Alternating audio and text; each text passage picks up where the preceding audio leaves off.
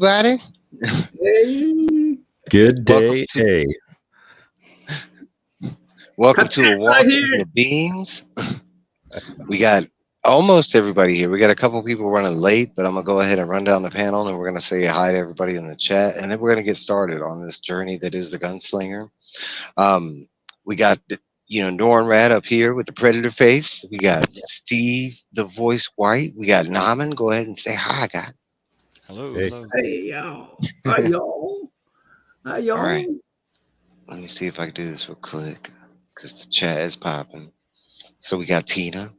What's up, Tina? Euro Genus, What's up, Trev, Trev? the shipping guru. my brother. Got Glenn. Glenn has Glenn, Hey, managed to stop by. why aren't you up here? Got Bobby. Bobby. Bobby's supposed to be up here too. Some of our members are running late. John, What's up, John? how are you, John? Batman. Right. I'm glad John made it. We got Steve. Steve's, and he's I'm already present. here. Yeah. Present, please. Got Miss O. Nocturnal Miss So. What's up, Miss So?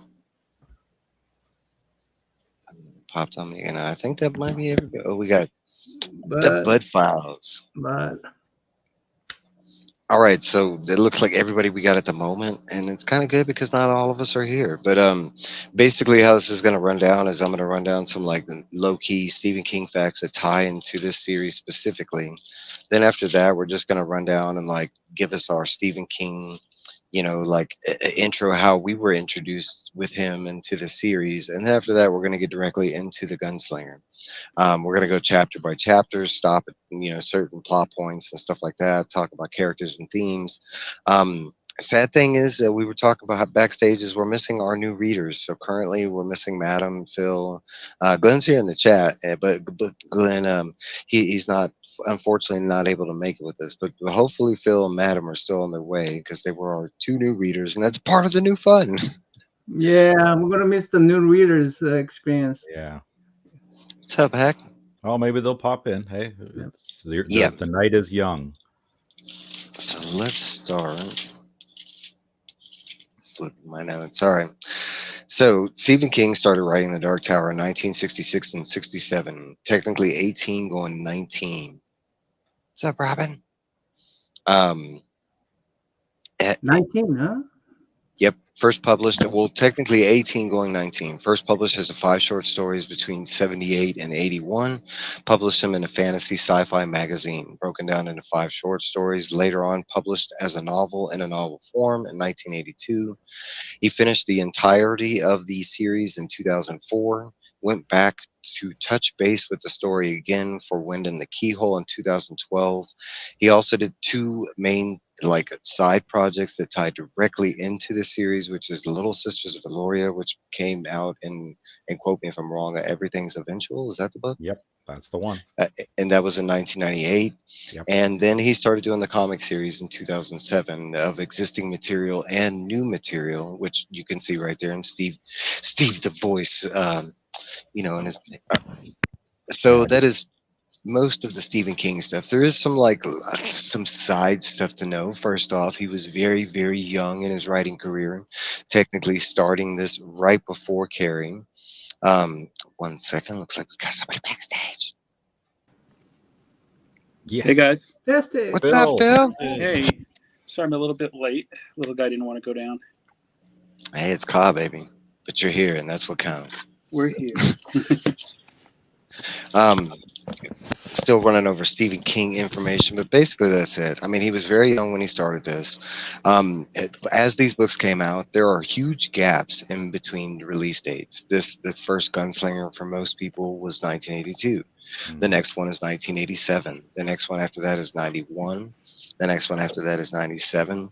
So during these times, it wasn't that Stephen King wasn't writing. He wrote many books during that time. Most years that, like for instance, 1991, he dropped 10 other books that same year and in the time period before.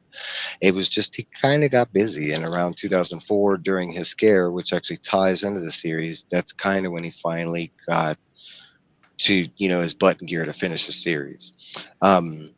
There's a couple other notes. This whole story is based off a poem, and it is introduced. If you have the first edition of the book, it's one of the first quotes that you come come along, but that's from Robert Browning. That is The Child Rolled to the Dark, the Tower Came, originally published in 1852. And that's like in totality, that's what this story is based off, is that poem. And in a side note and Easter egg, if you read that poem, there is major hints to the story to come, because it is loosely based off that. Um, Another thing to note, and this is in the origin, a major, and this will be something that will be talked about during the our episode here. But the book is heavily predominant based on a lot of other literary arts, specifically Lords of the Rings. It's not only touching base on Lords of the Rings, and that's not what that's kind of like a background on what he did, but that's not the entirety of like what I mean. You could say it has some of Star Wars. You could say it has some of the Magnificent Seven and the Dollar Trilogy with the Man with No Name. There's quite a bit that he kind of put into this that he did, because the grandstanding was he wanted to make his epic, his magnus opus. So that's all the King information I got for you. If anybody else has anything they want to fill into anything they know besides what what I found. Well, you went over a lot of it. Yeah, that's it, man. All right, so at this time, let's go around the block. I'll make you big, and then let's talk about how we were introduced to King in this series specifically. Like when you first came across it, and I guess we'll start with Norin, since you're closest to me, and I do have to say I love your avatar, sir. Oh, thank you. Yeah, I came across at a young age. I was 15 years old, and my friend in class just gave me the Gunslinger book and let me borrow it and told me to read it. And I wasn't a book reader at the time. I was into comic books and comic book cards, and that was the very first book that really got me into reading. Like, I had before just only cared about art and looking at pictures. I didn't like to read. And yeah, The Dark Tower was just the first book to really just open me and hook its hooks into me and make me love reading. Love it. And give us the reference of what age you said, like what year and what age. Oops, I don't know why I went to that layout. Oh, Where'd he go? We lost him. Oh no. Uh-oh. All right, pivot, move on. We'll get back to him. He said he was All right. 15, but we don't know what year. That's all. And that's what I was We know trying to. I heard. Yeah. There we go. All right, so now I'm in your turn. okay. Well, I was introduced to King by my friend. He's a huge King fan. He probably should be in this discussion, but Did I? I don't know why. When- I think I accidentally removed myself. I'm sorry. no problem. You did. I was You want to answer 15. the year thing? I was 15 years old. What And year What year would you been at 15? 97, 8. Okay. He didn't say that we had to do math today. No. That's One of them. Two, okay. around there. All right, so- I was introduced pretty late in my. I mean, I always knew Stephen King was out there. I've seen his movies and stuff, but never really thought about reading his book because my friend who was a fan of his had these books that like this thick on all these novels. And he goes, "How come you don't read Stephen King?" And I said, "Man, look at those books. I just don't want to read those things." So he handed me this Stephen the one of these book first version, not this one, but he hands me this and say, "Hey, this is short. Why don't you read it?" And I read it, and I didn't like it. I said, "Man, that's not type of story I like." And he goes, "What kind of story? What kind of genre you like?" I like fantasy. And so he gave me another book. I forgot the title. It's Dragon. Eyes of the Dragon. Eyes of the Dragon. That's right. Eyes of the Dragon. He gave me that book, and he says, "If you like fantasy, you'll love that book." And I say, "Okay." So I go ahead and read it, and I love that book. So Yes. so I told them, okay, I'll try the second book because it took me a long time to get through this, right? But when I got to that second book, the drawing of the three, man, I said, wow, that just blew my mind. And that's when I say I want to read all these books. I mean, after that, after reading that, I went. I didn't stay with the Dark Towers. I went to like what's that book? The COVID book. What's that COVID book?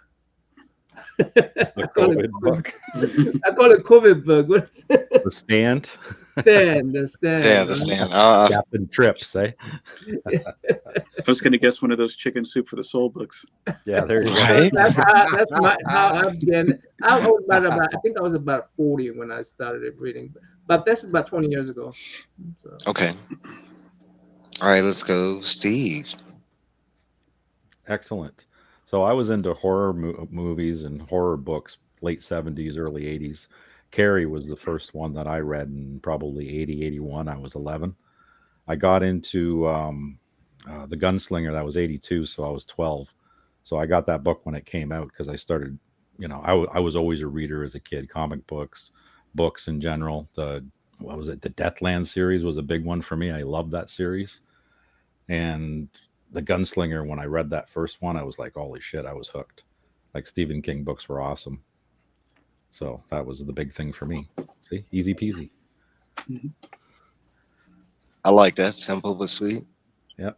Phil, I know you're a new reader to us, but do you have any experience with Stephen King in general? Yeah, I mean, in general, as far as his book, look, I mean, I think you'd be crazy to say you don't know who Stephen King is. It's just kind of like one of those known things in the greater, I guess, public. I had read his memoir for a writing class I took not too long ago, and I liked his memoir. And I had seen it. I remember seeing bits and pieces of the original series, but I didn't quite remember it. I do vaguely remember watching The Stand when it was on. I was, I think, in my early teens, to be honest with you, when that came out. And of course, like I've seen The Shining, Doctor Sleep, I liked a lot. But yeah, I mean, it's been pretty much more or It's less kind of like a Stephen King boom in Hollywood. Yeah. Pop Little culture era there. icon. Kind of in the Yeah. 90s. Yeah, I mean, I'm kind of like very, I guess you could say, surface to Stephen King. So this is the first kind of in a big series I've read, really, for any writer. I don't get to read as much, actual books as I've wanted to, or as I used to as a kid. I was always more into like Elmore Leonard kind of crime books and everything. So this is a little bit different from what I typically read, but I enjoyed the first book so far. Well, I finished it, I should say. I enjoyed the series so far. All right, I like all that. I know, like for us, because there's terms, and that's part of what we'll get into. There's terminology that exists within the Dark Towers series specifically, that's not really included in all of the other Stephen King books. Like I said before, comparatively, he was trying to do what J.R.R. Tolkien did in Lords of the Rings, and he has come up with his own kind of language. I wouldn't say language. He has like, Phrases. words. Yeah, phrases and stuff like that. But there is one word that he does use that I use myself, and it's constant reader. The And high that's it. speech. Huh? Do you mean the high speech, or do you mean even Well, the more high than speech. I that? think you try and get at the cutting. No, the Like constant how reader. he uses the Yeah. word "yar" instead of Yar. "yeah." There's a lot of that. Okay, so we'll get into that because there's low speech, there's high speech, and that's actually referenced all in the first book. So I guess I'll go into mine, and then we can get straight into the story. Before we get into there, and before we get into all of this, there might be people, you yourself in the chat have read this book specifically in this live chat. We're only talking about the first book, because we do have new readers along with this journey. So I mean, we're all the information, all the knowledge that we are going to be sharing is specifically related to this book. It's kind of like even if you are a reader of this whole series, you are to forget all those other books. This is, the only book that exists at the time. So we try to keep it spoiler free is what I'm getting at. Um, all right, so my story, because I started young, I was 8 years old.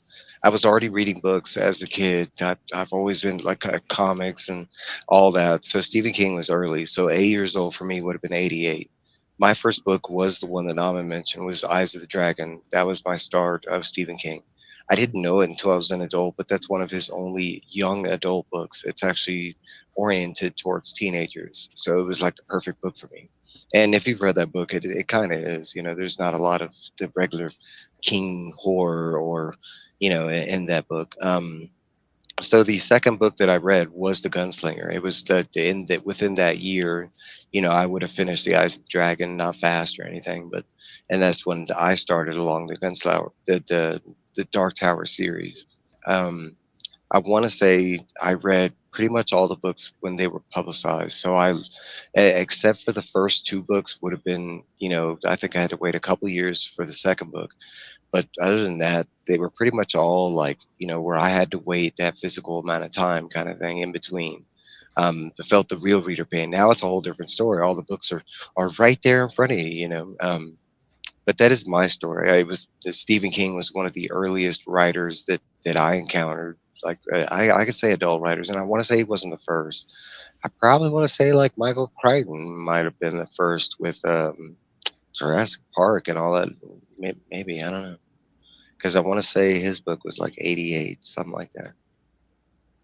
Mhm. What's up, Biggie Shack? Big Shack. So you was young. You was young.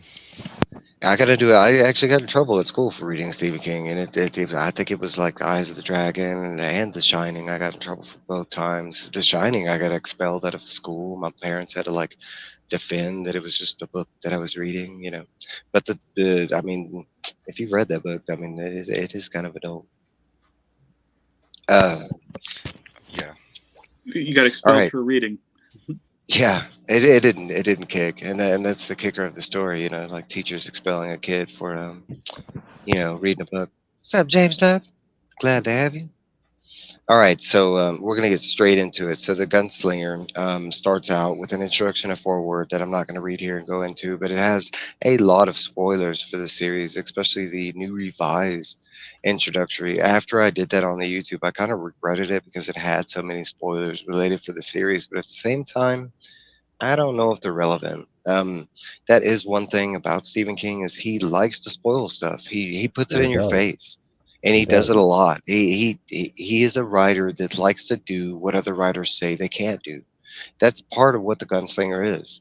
This book is a multi-genre book, and the whole reason being is because Stephen King had heard over and over from other authors that you can't do multiple genres in a single book, and Stephen King was like, "Oh yeah, look at this." Hold my beer.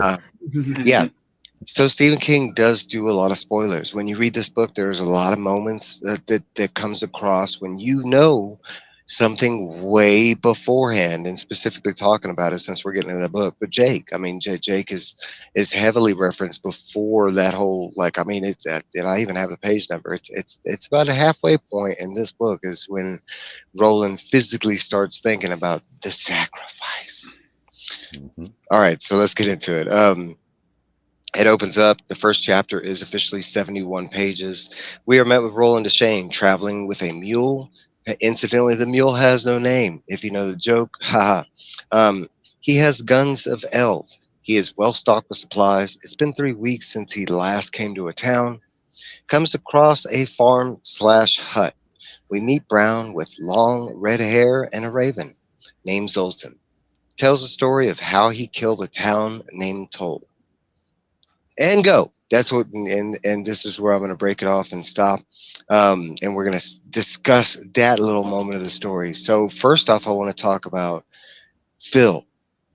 How did it feel going through a story and not knowing this dude's name until like the first 61 pages of the story? The first time his name is referenced, did you even catch it, Phil, when they start calling him Roland? And to be honest with you, it didn't kick into me with me, I should say, until honestly, until I was thinking about it after the fact. I should note this for everybody too. I'm actually listening to the book on Audible. I had a credit available, so I'm being the cheap bastard and just using Audible, at So least for you're this reading book. the And revised Oh, version or the new? You reading the old one? I think it's the revised one. It has the yeah, movie poster as the cover. I know that. Okay. yeah. I think it's the new version. Yeah, but I was into it. I kind of like that ambiguity, kind of like a Kill Bill s type of thing, and I thought it kind of was interesting because the way I saw it, it was kind of like he was the yin and yang of the Man in Black. I do like that, and throughout the book, that is directly mirrored. I mean, when you get to Toll, we're gonna get there in a second, but I don't know how many people notice this, but Roland's entrance and whole visit to Toll is directly oppositely mirrored by the Man in Black. Did anybody recognize that? Yep. When Toll Yeah. enters the town, he actually walks through, he greets people, tries to say hello. And it's the first time in the book when you hear the strange greeting that you're probably hear a lot of during these live discussions, but long days and pleasant nights. And we first encounter that saying with Brown. Brown Yeah. actually does the proper return of that greeting. He actually says and may you have twice as many. He actually, and there's actually two sayings in that because it's actually one of the funnier things, but it has huge merit in this whole story. If there's water, God will will it, kind of thing. And in the very beginning, we come across Roland, and as soon as he meets Brown, he literally, spits on the ground and he says, "Life for your crops." And even though it's like a funny thing, he spits on the ground, and but at the same time, it has true merit behind the saying, He life drinks for the your water crops, first, kind of. at least in one series. I forgot which one. Before he I don't. spits, he drinks. He take a sw- he take a swig and then spits it. I think that was in Wolves of Kala. Wolves of Call. Yeah, No, no, it's in here. Yeah, Oh, it's in yeah, here. he does. He does it in here. He does it Yeah. on. yeah. He's right. He's on the mule. He's on the mule when he gets to Brown. He literally takes a swig and then he spits it on the ground and he says, "Life for your crops." And then right Yeah. after that, we hear one of the most famous phrases in this book: "Long days and pleasant nights." It's Used a over and over. mhm. It is like a customary like greeting, and what Norred had brought up earlier in the high speech, and there in this book there are different speeches. We know there are high speech, low speech. There's a basic. Um, There's a lot of all very memorable quotes, and Mhm. that there are that's there, definitely one of them. There out of the and whole series. there's are and specifically a lot in this one. Shit, one of my favorite is one of the last lines in the book we get to. Yeah. Um, So does anything have okay, so one question I have for the experienced readers, especially going through this journey again on the trip of the tower. What's up, Travis? Um, Travis. I think I saw somebody else real quick. That might be Trip. All right, Cliff. You forgot Cliff. did I do Cliff? Yeah. Cliff. I'm sorry. I'm stopping the whole train. All right, so on this trip of the journey of the tower, uh, I got a big question for you. What's going on with Brown? The whole book is riddled with traps, right? We are following the man in black. Roland is on his path at this time. He doesn't know exactly why he's even after. It's been so long. I mean, equivalent in the story, it says 12 years have taken place since the last time he came across, Walter's last like trail or whatever. So the concept is that he's been And going also so time long. crumbling apart and times wibbly wobbly. So sometimes sometimes things seems long and sometimes time's short. And, like time's just gone. Like it's weird. So in this whole book, we come across many traps that the man in black leaves for Roland for one reason or another. But I think there's a it's a big part. bird. Well, there's a big part at the beginning of the book. Brown and there's kind of no Okay. reason to Brown. Okay. Well, there's a reason. Oh, there The is. so where I read this second time, I mean, where I read it this time around is that I have Audible books where Glenn said there's no intros in Audible books because that's not revised version. Mhm. And I read that version too, but I bought my Audible book long time ago, so I don't know if a new Audible book has a new version or not. But at first I was looking for the difference between listen because what I do is I read and what I like to do is if I have Audible book and the real book, I like to listen to it and read. Read along with it. Yeah, I Yeah, do so too. it's That's like how I it's do like it. somebody reading for me, like the old days when mom used to read for you. It's sort of like that, and it's really nice. But there were differences that I first noticed, and it it stumbled me at first.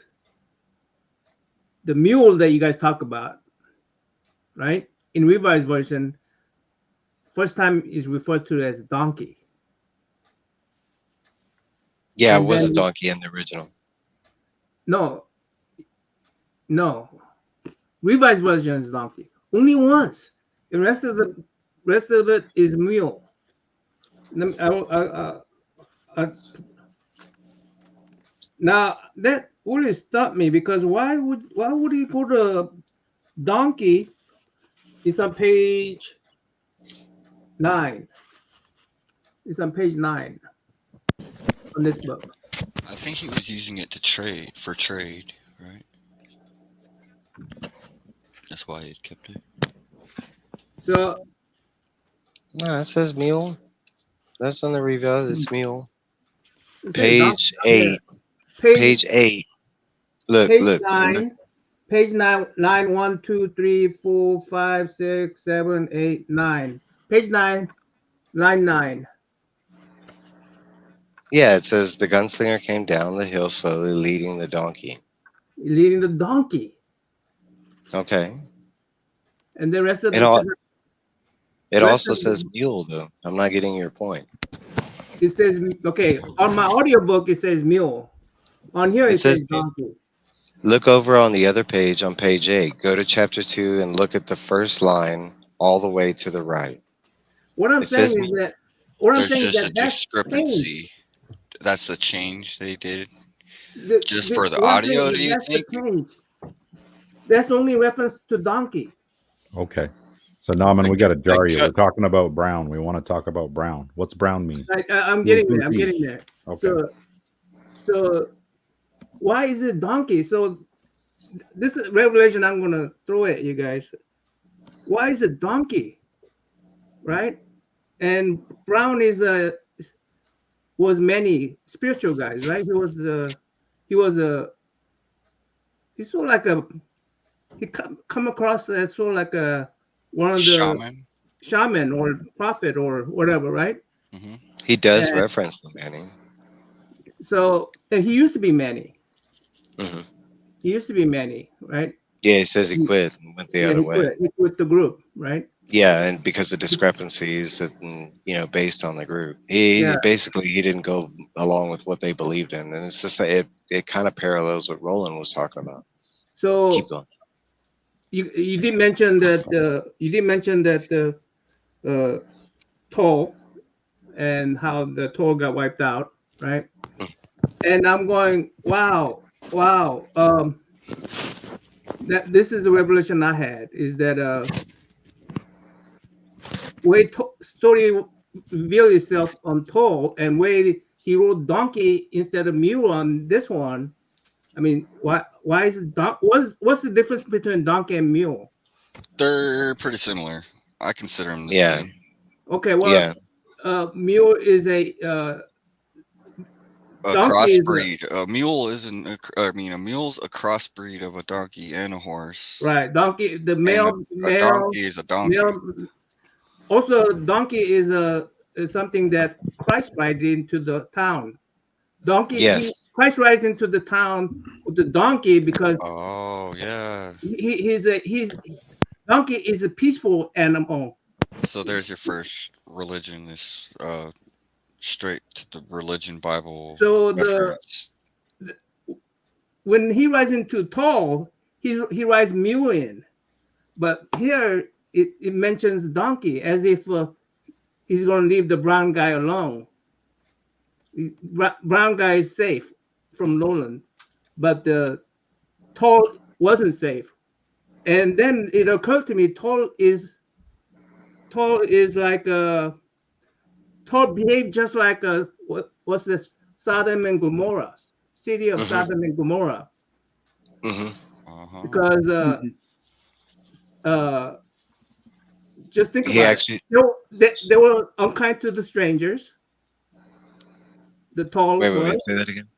Say that they again. were unkind to the stranger, Yeah. just like Sodom and Gomorrah, right? Hmm. And The and angels.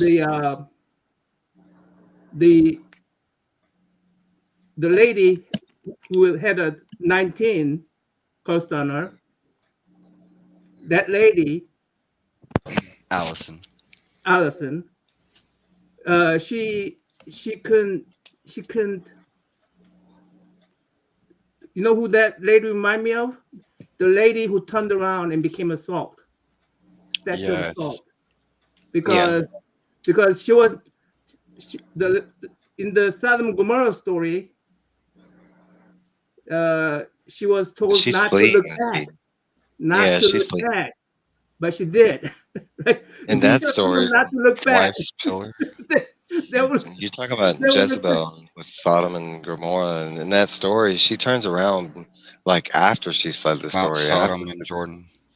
yeah, after and she's about to leave, and she turns yeah, and around she's and becomes specifically told not to turn around. She turns right. around, and that's why she turns to stone. I The mean, Lot's technically, you could wife. say the parallel with Alice is there. Like, that's that her seeing the note and her, because she was specifically told not to look, or Okay, I so mean, say that. this is a mind blown thing right here. This is a mind blown thing. You know, Sodom and Gomorrah story. It's in Hmm. Leviticus 19, Hmm. chapter 24. So Another 19 reference. Oh, So going back to Brown, the 19 everywhere.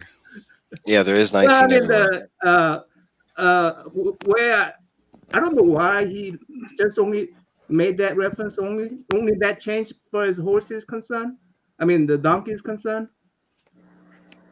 Only thing that I could think of is that donkey is more of a peaceful, and mule wasn't. When he rode in mule, he intended to kill, and when he rode in donkey, he wasn't going to kill.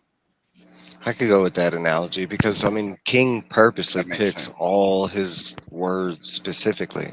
I mean that there is I don't know if how many people look this up, but and I pointed this out to Norrad, but not to everybody. But there's a huge clue to this book in the very beginning. The very beginning. And let's go back to the beginning. I'll read you the first line, right? It goes, the man in black fled across the desert and the gunslinger followed. One of the most famous lines of this story. We're going to touch base on that line a whole bunch during the whole read, okay? But from that one line alone, it paints a big picture, right? You got like white versus black. You got, you kind of have like a theory going forth. You have this like a gunslinger chasing this, maybe a bad guy. You don't know. But let's go to the second line. The desert was the apotheosis of all deserts, huge, standing to the sky for what looked like an eternity in all directions. Who looked up that word or knows what that word is? Apotheosis. I just kind of disseminated Both. from just the overall sentence A lot. structure where it's like some kind of That's sort of post-apocalyptic. remind me of a. He was in the most. Well, if you look up the word, it means the highest point or in the development of something, Of a or the climax. culmination of a climax It is the highest point in the or development of climax. something, a culmination So or the way climax. I think that sentence means to put it is that is the biggest part of the desert he was at. It was the climax of the desert. It was the biggest part of the desert. Everywhere he looked, it was the farthest everywhere looked. Now, that's exactly what it means, but it also has a double meaning for people on the second journey of the, Right. because if this is also the culmination of a climax, and us have constant readers that have read this journey and knows the ending of the story and where the beginning of the story happens again. That line is like one of the biggest Easter eggs, if not clues, as to what this story is and where we're going.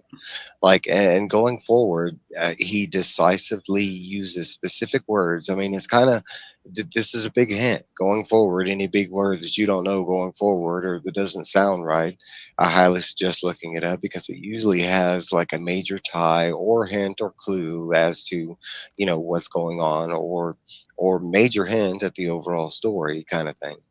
Especially for a new reader, like going into it and you not knowing exactly what's going on. And basically, he's Very. telling you we're at right off the bat. So the first sentence in the book, we're at the climax of the story. Mhm. Yeah, Which is weird, right? I was just going to add that I could tell you as a first-time reader, now that you read the definition, I didn't think to look it up. I know that later on in the story, there's several references to this is the end of the beginning.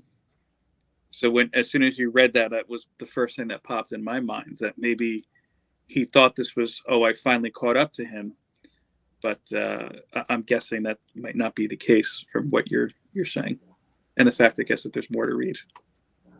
There is a lot more to read, and I can't really Yeah. speak on that, but I can say you have like the right thinking to go along. I can say to really know, like, there's no way, I don't think anybody could start at this book and guess where it would end. I mean, I can tell you what this story overall is about, and there is a basic, like, this story is about this, and it's plain and simple.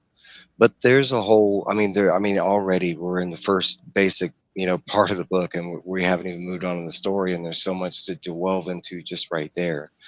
And that's the love of the story, is there's so much in this. I mean, you're talking about pages and pages of just what the F is going on. What is, I mean, we're talking about, I brought up Brown. So he gets to Brown, and, he tells the story. And that's one of my favorite parts of the book is He Brown. gets to Brown, and when they introduce each other, like, neither one knows that they can trust each other, and the gunslinger knows, the man in black's ahead of him. He knows that the man in black probably stopped here, has probably laid a trap. Roland's really smart. He knows this, and he ends up talking to Brown long enough that he feels comfortable he can spend the night. And so they make campfire, and that's when Roland decides, let me tell you the story of how he wiped out Toll. Brown first had to invite him first, though. Yeah, and that's what I was going to bring out. It's one of my favorite parts in the story, because Roland is he it's just like Aaron said. We meet Brown. Roland is smart. That comes off like instinctively. It's the first time in the book where we kind of find out that there could possibly be traps along this way. So we're getting hints that the man in black is a bad guy. Okay, so like we're met with Brown, and Brown's given every opportunity to ask, like, about who this guy is, or what he's about, or where he came from. And Roland gives him every opportunity to ask these questions, and Brown just doesn't. Eventually, Roland literally has to offer up the story almost magically. Like, as soon as, like, he is asked to give the story of Toll, that we get a whole flashback on the last town that Roland came across, which happens to be Toll. And it's one of the first times in the stories that were spoiled majorly, because it's explained right from the beginning that he killed the whole town. And he didn't just kill everybody in the town, he killed the whole town. Also, Yeah, for the did chat you- room, it might be really difficult how this book is organized. He's talking to Brown, and he's doing a flashback of so the Tall happened first before he met Brown. He met Brown. Yes. So it's really chat room may get confused, because when we're talking about Tall, Toll happened first before Brown, but And that Brown kind of is the throws you first person he tells the story to. in the So chat, and with the first time when you read it, it also kind of throws you off because it's the Mhm. first time that you're like, whoa, wait, he was talking about a time that already happened. I forgot he was telling a story here because after he's done telling the story, then you realize, oh wait, he was just telling a story that just happened, right. and it throws you off. And then that ends up being a reoccurring theme throughout the other books. And at this point, it has been 3 weeks. Like when he goes back and tells the flashback from Toll, like from his to Brown, it's been 3 weeks in that time. So from like that's how the story goes, and it even gets even more complicated from that point because Roland tells a flashback story to Brown about Toll. As we're in Toll, we get to hear a flashback story from Alice Yeah, about right. how Walter comes into town. So literally in the first chapter of the book, we are in a flashback within a flashback telling a story, which I love. I mean, and yes, it can be very complicated and disjarring at first, but I mean the King has a way to make cohesive sense very quickly, you know. Um He like does Phil, make when you you. He does make you concentrate on his storytelling, because if you don't, then you'll, if you don't pay attention, then you'll get lost immediately. So yes, And or you miss stuff. and even in Phil, my later years, that was something that just like I had to say right now is like in my later years rereading this, I'm so shocked that a 19-year-old Stephen King was writing this. Like yeah. as you're reading it, it's just like, wow, a 19-year-old kid wrote this. I don't know if I could write this right now, like or a good of a story. I know I can't. So, Phil, being a new reader, I got two questions for you, and one directly ties to what we're talking to, but I'll get there first. I'll get there second. Sure. The first one is on page 9 of the story. You get one of the weirdest questions, and it's when he first meets Brown. But Brown asks Roland, and it's the first thing they say between each other: "Is thee alive or dead?" Did that come across weird to you when you read that? Like, or, I mean, when you heard it, you know, I mean, what did you think about that? Like, you know, that's not a normal question to ask somebody a greeting, like, "Hey, how you doing?" Well, that's what they do. They're like, "Hey, how you doing?" And then right after that, they're like, "Are you alive or dead?" I mean, to be honest with you, my first thought, and it wasn't something that clicked right away. It was kind of like just from the general description. To be honest with you, the first thing I thought in my head, just when I'm thinking about this whole world that's going on, was kind of like a Fallout game. So I was kind of thinking, oh, maybe See, there's I told my first time reading, I thought it was Mad Max. I was like, "Is this Mad Max?" It's yeah, like that's what I was thinking, and that's the curveball King's actually throwing here. yeah. But I mean, I'll say this too. I haven't used Audible for fiction before. This is my first time doing it.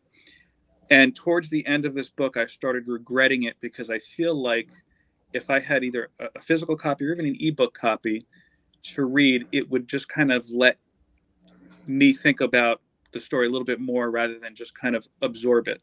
That's why what Namman said earlier, how he reads the book and listens to Audible at the same time, is kind of intriguing because it's a Mhm. little bit of both worlds.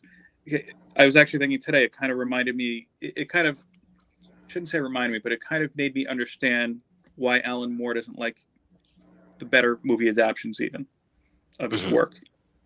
I can say I've done both, and I like both. They both have differences. There is things you lose from audiobook to, you know, a physical book, and there's benefits to both, I would say. But like, there is something about like specifically this story and having the book in front of you, and because there's a lot of I mean if anybody in the chat has ever seen Fight Club and you get to those moments, you know, and it makes you rewatch, there's a lot of that in this book where you constantly like, wait a minute, what did I And just read? And you have to go back and read a couple lines before that. and like My for me and you, we were young when the very Mhm. first time we read this, so like our imaginations are going off with the book, and I think that kind of helps it too. Like for the younger readers, The younger you are when you get into this book, I think the better. Yeah, the imagination and King.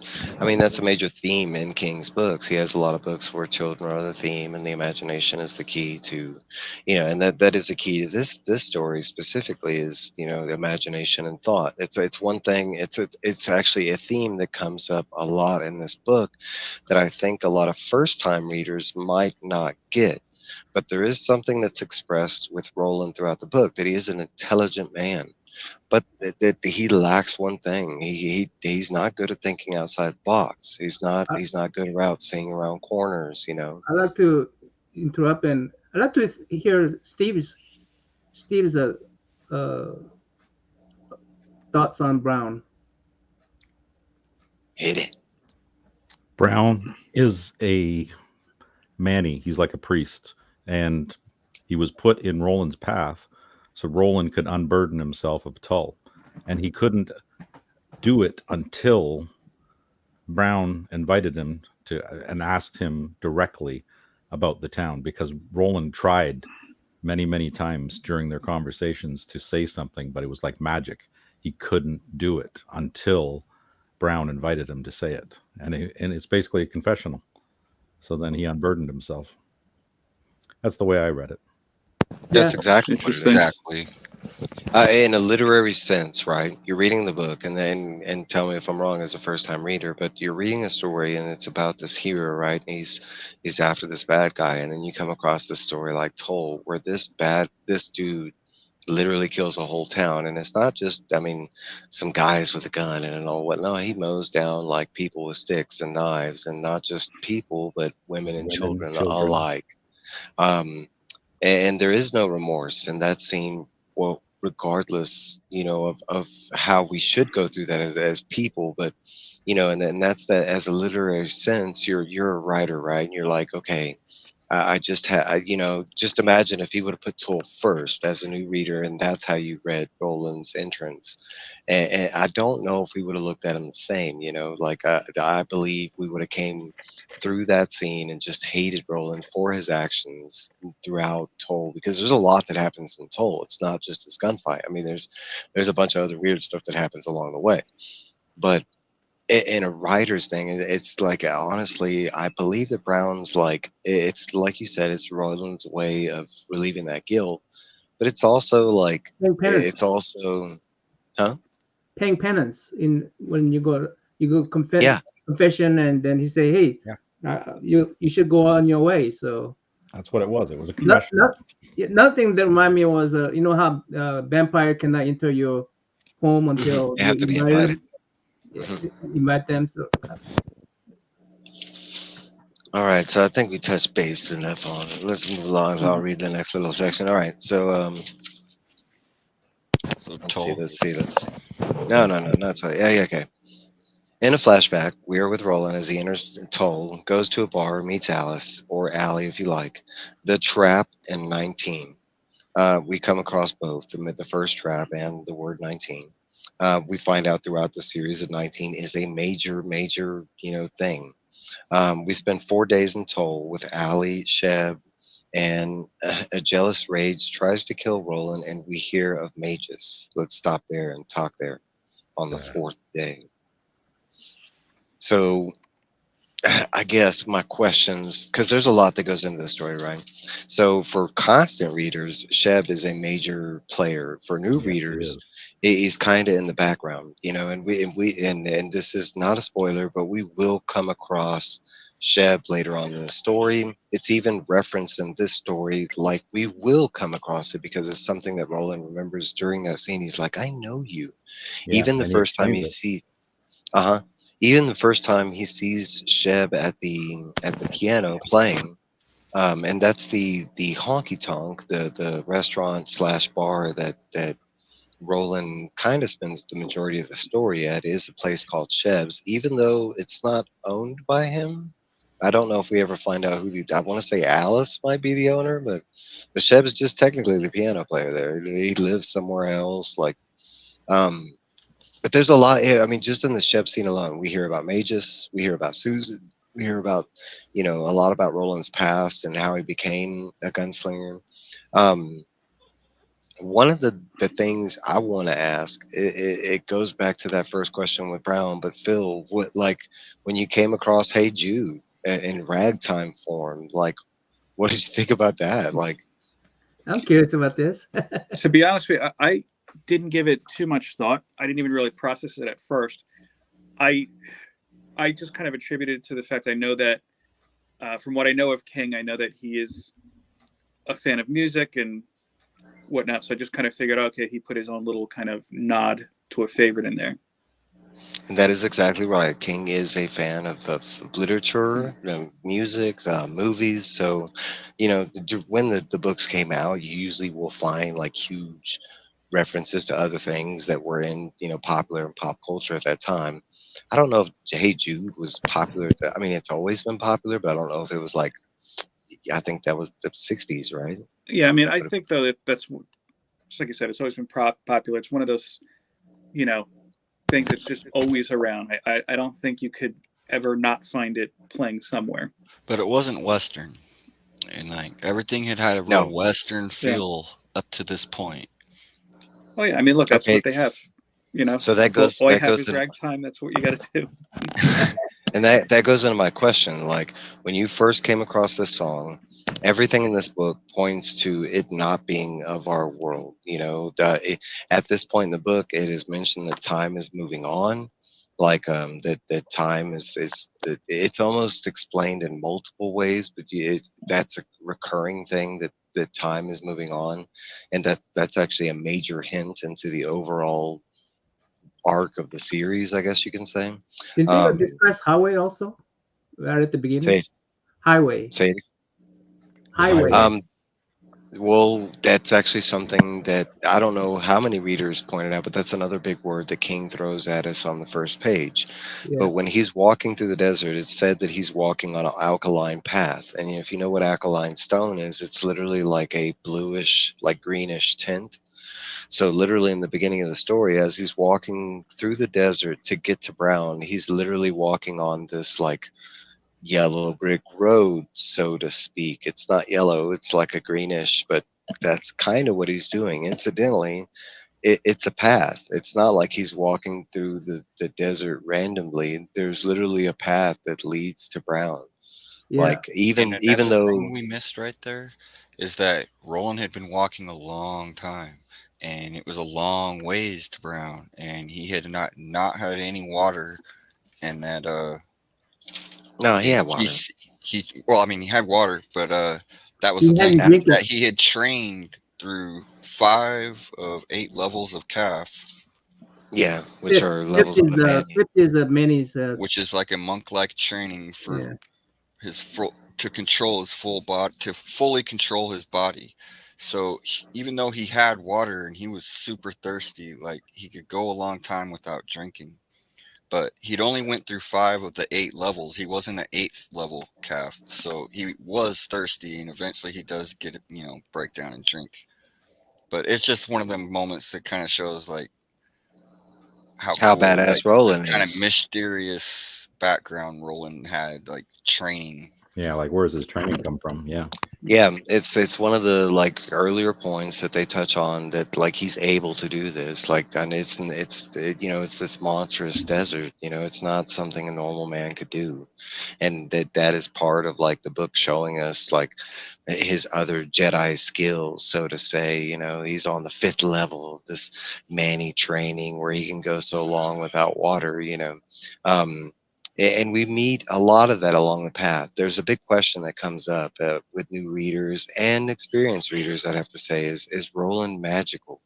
It's brought up in this story. It's brought up like, it's physically asked of him at one point, like, but it's a recurring theme throughout the whole story. Is Roland a magical entity? Does he have magical items? And they I would say the answer is yes, yes, and maybe no. It just depends. We do see throughout this journey that he does come across magical items. They're not the magical items of the norm. It's not your typical like sword. It's not your, typical like holy grail. But he does come across. And he's had training since birth. Literally since birth, they start training him All gunslingers. All right, so we're going too far ahead. So Yeah. back, so back to Toll and Allie. Okay, so we're with Allie, and that's another crazy thing. So we get this flashback right from Allie about Walter, because now this is something that anybody can't forget, is that Roland's after the Man in Black. So he's in Toll because he's after the Man in Black. This is part of his quest. It happens before he gets to Brown. It's 3 weeks before he stops off at Toll. It's part of him following the Man in Black. So he does stop off at a place to get food and drink and stuff like that. That's where we meet Allie. Allie does tell him of this story about the Man in Black, and there's a lot that goes into it. And it goes back to what I was just talking about with Roland.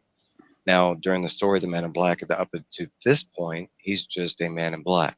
There is no signs of magic. There are talks of traps, but up until this point, there hasn't been any proof. And almost everybody has described him as a priest dressed in black. That's the description you just keep getting over and over, is a priest dressed in black. Yeah. So during the trap, we find one of the big clues in this series is 19. This is one of the things that I know for a fact has been changed from the original, is the whole story. And I can tell you this without ruining anything, but in the original, on that piece of note that Walter gives Allie, you never knew what was on that piece of note. It was never described to the reader what was on the note. Allie literally read it, and it made her go crazy, and that was it. That was something he added to add to the overall series, like an excerpt that he could use. And honestly, I think it fit. I like when we got there, because I knew it was coming. Another thing that does happen is the trap is set, like I mentioned before, and I'll get into the trap in a second. But ultimately, another thing that was changed was Allie's death, and it was done for a fan cry, I would say. Like, a lot of fans really liked Allie's character in the Wait a original second, book. when you say change from what? From revised to the In the original version, as with the note, in the Original original, to revised. yeah, in the original version, the note didn't say anything. Like, the reader did not find We out didn't know what was written on the note. Yeah. In the revised version, They showed us it the does, note. it shows the note, and it tells us that what the trap was 19. In the original version, that is not there. It was written on the note that if she told the weed eater Nor. buddy there the word, the number, if she said 19, he would tell her the secrets of death and what he saw on the other side, and it would drive her insane. Yep. And Man Black said it would surely drive you insane. You saying And then that Roland says, audiobook is a revised version? Yeah, the audiobook they said 19. Yeah, they have both. They have an old version and a new version of the So audiobook. Phil, so yours, they read the note, Yes. and then it was signed Walter Yeah, so that O'Jim? is. Okay. Yeah, so that is the new version. So I was assuming my audio was a old one, but it's because it didn't have intro and all that. It didn't No, have... the audiobook doesn't. Even the new one doesn't have the intro. That's why I recorded that separately. It doesn't Oh, have I the see. introduction and the forward. I don't know why it doesn't have that. It should, but I mean, the only thing that I found was different was donkey and mule. oh, there's a lot. Aaron, what was the page? How many pages did he add to this book? he added 35. 3,500 words. Yep. 35 pages. 35. Yeah, 35 pages. After that, Okay. donkey, I didn't pay attention. But So what you're saying is that the audiobook I read is a revised version. yeah, if it had that note in it, and the note specifically Mentions 19, then it's revised version. yeah, and it's signed Walter in, that's a revised. And Yeah, another find thing, the old version then. and another thing that they changed was Allie's actual death. In the original, there is no Roland, save me. There is none of that. He walks out there, pow, shoots her, and there is no, because in the original version, it was already explained that if she had said that number, she was going to go crazy. So like in the original version, when he sees her, he already knows she's gone crazy. He's like, pow, zombie. No. And this one, they kind of made it more. They kind of gave her a better ending, where it was like, yes, she still dies. One of the things that I do remember reading old version, and this is definitely a new version. Now that I think about it, but what what to me, Roland, I didn't like the first book. Like I told you before, I didn't like the first book, right? The Roland to me had as the story progressed, he had to win my trust. As to, he didn't just earn it, he had to, because I didn't like him. I wrote down that Roland is very hard to like at first, Yeah, but so you get that he is a complex character. So we don't know that even until though later you book. don't like him, like you're saying, and you don't trust him, you still kind of want to know more about him. Yeah, but what I'm saying is that in this revised edition, they made him more sympathetic. They made him more sympathetic. They did. You They didn't did. find see as a tower reader, the Roland had to build up. I mean, I had to build up, but in this book, the revised version, he's more sympathetic. Yeah, he did. He was. Stephen said that he came off too cold, at first, and he wanted to make him more sympathetic. Yep. That I don't. It's been too long since. Okay, but I can tell you when I read it as a kid, and I've heard this from a lot of people, and this is an overall theme. Okay, like spoiler for the. I mean, because we're gonna get there, but you're not supposed to like Roland in this book. His choices, his decisions, and there's three different moments that the book shows you that this isn't your normal protagonist. I mean, all things said and done, this dude sacrifices a kid, and I don't know what kind of protagonist you know of, but that's that kind of goes back to what you're saying. Like they kind of like establish right off the bat, like right after that first sentence. Then they go on describing more about the gunslinger a little bit, and they let you know right away. When you're saying like he's kind of single-minded.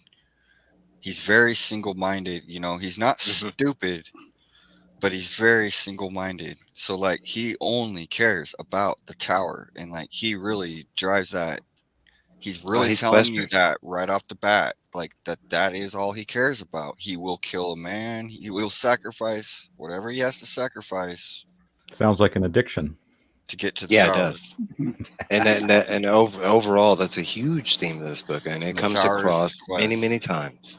Okay, so like when I read this as a teen, I loved Roland. Like it's explained in many different details that like he was doing these things because he had to. Now, if you look too far into it, yes, there's a lot you could like, you can nitpick at, blah blah blah. But like and this would have been the original version, and that's the more like brutal version of like Roland because he was cold and like, but like as a kid coming through this and like, looking at this as like an adventure story or whatever. And I never, even though he had made those bad decisions, they're all kind of forced upon him and stuff. And I want to say that's still here in the revised version. I don't, even though they changed the way Allie dies, I mean, she still dies, and like it's still by his gun, and there is no like, like second thinking. He's still like, oh, Allie, kapow. See, I kind of took it like almost like he was a character in a Scorsese movie where, you're saying that okay, you go from the protagonist, so to speak, the guy you're focusing on, is chasing the epitome of an antagonist in a desert. The man in black. You have the white versus black almost kind of thing going on, and then you hear that the main guy that you're supposed to focus on, in traditional storytelling, destroyed a whole town, and then other things happen through the book. I thought it was kind of like a Scorsese movie in the fact that you're always saying, okay, who is the hero? Is this a hero? Mm-hmm. That type of thing. I mean, along those lines, I could tell you, growing up in the 90s, there were a lot of kids in school my age and maybe a little bit older who, when Goodfellas came out, was like, oh yeah, this is what you want to do. This is what you want to, this is cool to watch. And then as an adult, you look at it as like, well, he's not a good guy. So I kind of took the same thing. And then towards the end of the book, I was starting to think, maybe he's not the good guy. Maybe we're rooting for the bad guy, so to speak, in the story. And I just kind of resided the fact that I've got a lot more to read. Yes. Yeah. But great touches on those topics because I mean that's the way it's kind of supposed to be read. It's almost Yeah. like yes, he's a good guy, but at the same time, this book is fleshing out him being of the good, you know, of the white, which comes up a lot, and it will furthermore, um, that they can't do any bad kind of thing, and we've seen in this book already that that's not necessarily true because in context, if he is our hero, if this is the true protagonist of the book shows us that he does go on the other side of the you know to, but He no, I'll definitely stop walked there. the gray line. Yeah. I hate to keep bringing up the Bible, but yeah, I Oh no, can't help it. I please. can't help it It plays because into it a lot. Yes, it does. It plays into it a lot. Yes, The, it does. The whole thing of Tull. We're going to talk about that. Yes, yeah, yes. Toll is all about well, not even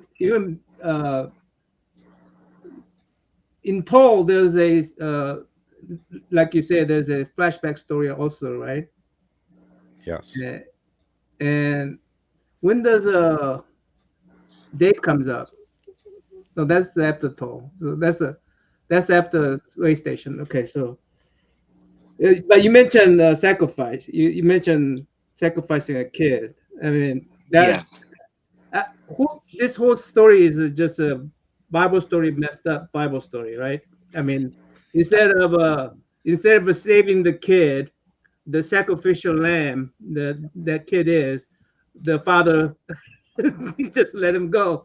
Uh, Instead of uh, Well, the saving the biggest one, town, the binding of Isaac, you know, but Isaac didn't go through with it, but evidently Roland, you know, I mean that's kind of one of the okay, so we are and this is brought up early on in the story. We you know, and that's one of the more interesting clues into this overall story. But in also, Toll, also when you read Bible, when I read the Bible, and when they tell me God killed Sodom and Gomorrah city like that, I as a young kid when I read it, how's that a good God? I mean, how is he well, a good God? Old Testament, he was a different guy, you know. Yeah, so Fire and like brimstone. uh, Yeah.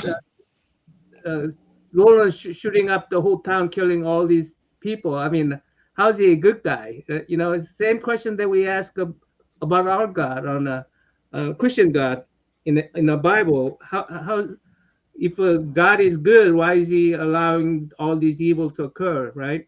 Right, but they So gave him no choice. That was the problem. Yes. There was And a there's trap. There always was two two sides. distinct traps set up in that town. There was a trap Yeah, for Allie, and there was a They trap were for Roland. brainwashed. yes, but and there's always The two priestess that sides we to didn't look talk at about yet. everything. so Yeah. so what I'm saying is that it's this book as you're reading it, you are questioning you're questioning is this good guy, and rightfully so. I think you should be questioning it, right? Absolutely. You should be Yeah. questioning it. Is he really a good guy? You know? He has a moral code. He's driven, but he also has to make the hard decisions too. Right. So judge, So jury, going, executioner. yep. See, at the same time, I have to say that because of what happened up until the kid, when he sacrificed the kid, I think it, in a way, helped the scene, I guess, or helped that section because that could have come off more like an Old Yeller moment, like where Yeah. it's like, well, I got to do what I have to do. But when it happened, to be honest, I was kind of like, I'm not surprised. No, because So he told you okay, over and over that it was going to happen. yeah, So that he was Yeah. going to do it. Yeah, the question is, was Stephen King actually going to do it? You know, in the first book, is he going to go off and take away like one of the biggest tropes? You know, like wolf and cub, like, you know, and that kind of is what the story painted itself to be. Hey, we got this hero, we got this kid. Look, it's Shane. It's you know. Um, all right, so going back to Toll, right? So, like Nauman had pointed out, see, there is a lot of religious overtones in Toll specifically. But like one thing that, like I was saying, there's always two sides to look at things. And for instance, as you're going through the story, yes, you are questioning Roland's allegiance, whether he's the good guy. You're questioning the man in black. Is this a bad guy? Why is he chasing this dude? Like, there's so many questions that are presented to you in the beginning of the book. But there are major clues, and it's in the very beginning of Toll. Because, for one thing, both entrances into Toll are direct reflections of yin and yang. Our entrance with Roland is one way, and our entrance with Walter and Black is another. And when Walter Black enters, Walter the Man in Black enters Toll, the people in the town react in a certain kind of way. And those of us who know this dude Walter know that he is only able to affect bad people. Like it doesn't happen with everybody. He doesn't have this interaction. He doesn't have this reaction that he has with Roland. But like in this small amount of time, when Walter walks through this town, we got this dude, this guy that's running a mule stand, and he's fondling his daughter. And we have this, everybody is having this weird sexual tension that walks in when Walter is going on. Even Alice is like strangely attracted to this dude as soon as he comes into. And we haven't even talked into the resurrection of Nort, right? The devil grass eater, and Walter comes in, and it's kind of like the reader's first sign of like magic, right? Because he does this whole resurrection dance. I like when spit. I don't know why it's memorable, but when he just orders the burger for the first time, and it talks about the mutant cows. I hope it didn't have 3 heads. I just thought that was cool because I was like, okay, so like there is something going off here, like because there's a mutant cow, 3 I wonder if heads. I'm like, this has to be Mad Max. This has to be Mad Max. When you read that, what do you thought? Yeah, I mean, again, I was just kind of like very much in like a Fallout, like you were just saying, Nord Mad Max. I was thinking, oh, this is like Fallout 3, irradiated animals and whatnot. And I thought that the whole ordering of the burger, and I know the way his interaction was just kind of, again, trying to add a little bit to at this point in the story, at least the bravado of, okay, this is the cowboy, the quote unquote good guy. In that scene, we get some of the first like layover that something else is going on besides the tainted meat, right? Because Nort greets Roland first, right after he orders the burgers, and he is greeted with something that not even Allie knows. It sounds like a different language that Nort speaks, and we find out that it's the speech called the High Speech that Norrad was talking about earlier. It's a like the dead, where few people know this language kind of thing. But yet it's one of the first parts in the story where you come across and like, okay, we got this Hey Jude song playing. This guy's talking about like mutant. Phil, what do you expect this rest of the series? What genre is the rest of the series with that? To be honest, I don't know what to expect because it's taken a couple turns. We're gonna get to the predictions and thoughts and stuff at the very, very end. Because I mean, like right now already. I mean, just from it starts out like a traditional Western, kind of a Western with fairy tale or like science fiction kind of threads in there. But like as soon as we get to the way station, that almost changes entirely into like a completely different type of genre.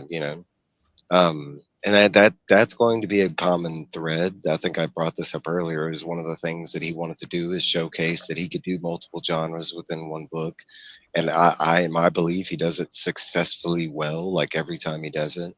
I think a lot of his books is multiple genre though.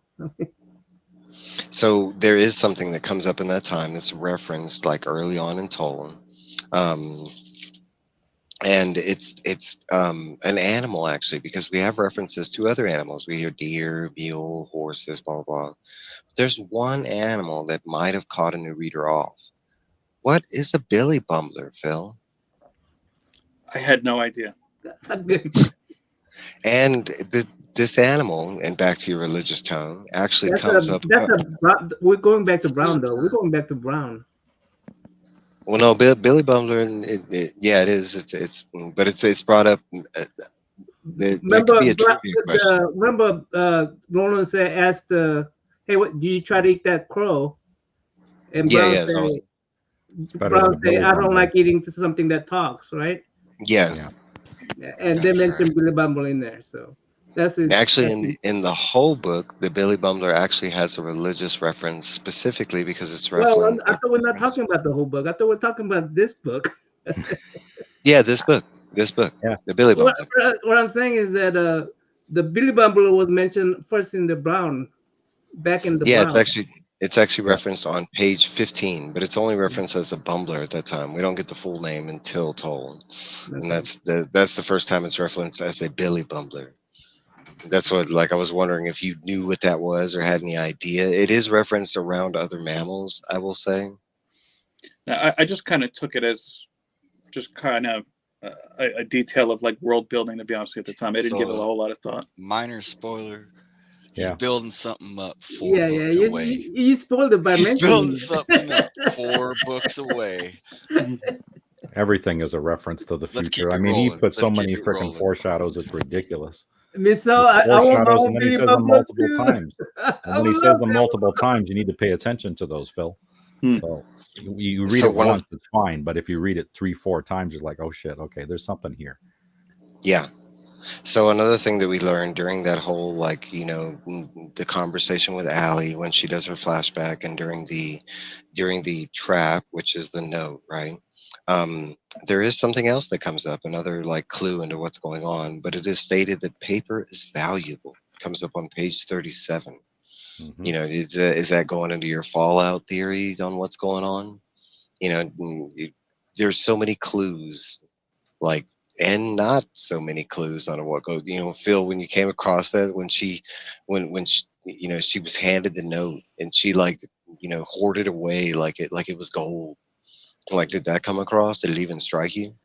Again, I thought it was just kind of part of the world building aspect of the story, but yeah, I didn't give it a whole lot of thought past that because what happens after. What about the Mutie? World Mutie? Yeah, again, it kind of fit in with my they're in a The world building. post-apocalyptic wasteland, yeah, type of thing. So there is some other stuff, some small hints of stuff. We get hints of the beam, and the beam is something that they will learn. I mean, it's the name of this show, right? Mhm. That comes up on page 41. We get our first time, and this is another big one. We get our first reference to wheels as a distance. Used like in a sentence, is used as far as feet or Kilometers, miles or miles. something like that. We're not necessarily sure. It's not really explained when it comes up, but it is like a reference point that they use as far as length or something like that. But it is a recurring theme, kind of our overall book. You think that's a? I thought that was just a Western terminology. How Part of they the used it. language. Yeah. Technically, it was like made up for the story. There What was was no, it? like, Was it made up for the story? The wheel? yeah, and I mean, there would isn't that like a mileage or 10 sector or Yeah, whatever? I one mean, full revolution of a standard size wheel goes a certain distance, so they know how Yeah, far it that does. is. That's a measured distance for them. Yeah. And even during our Wild West times, we didn't use.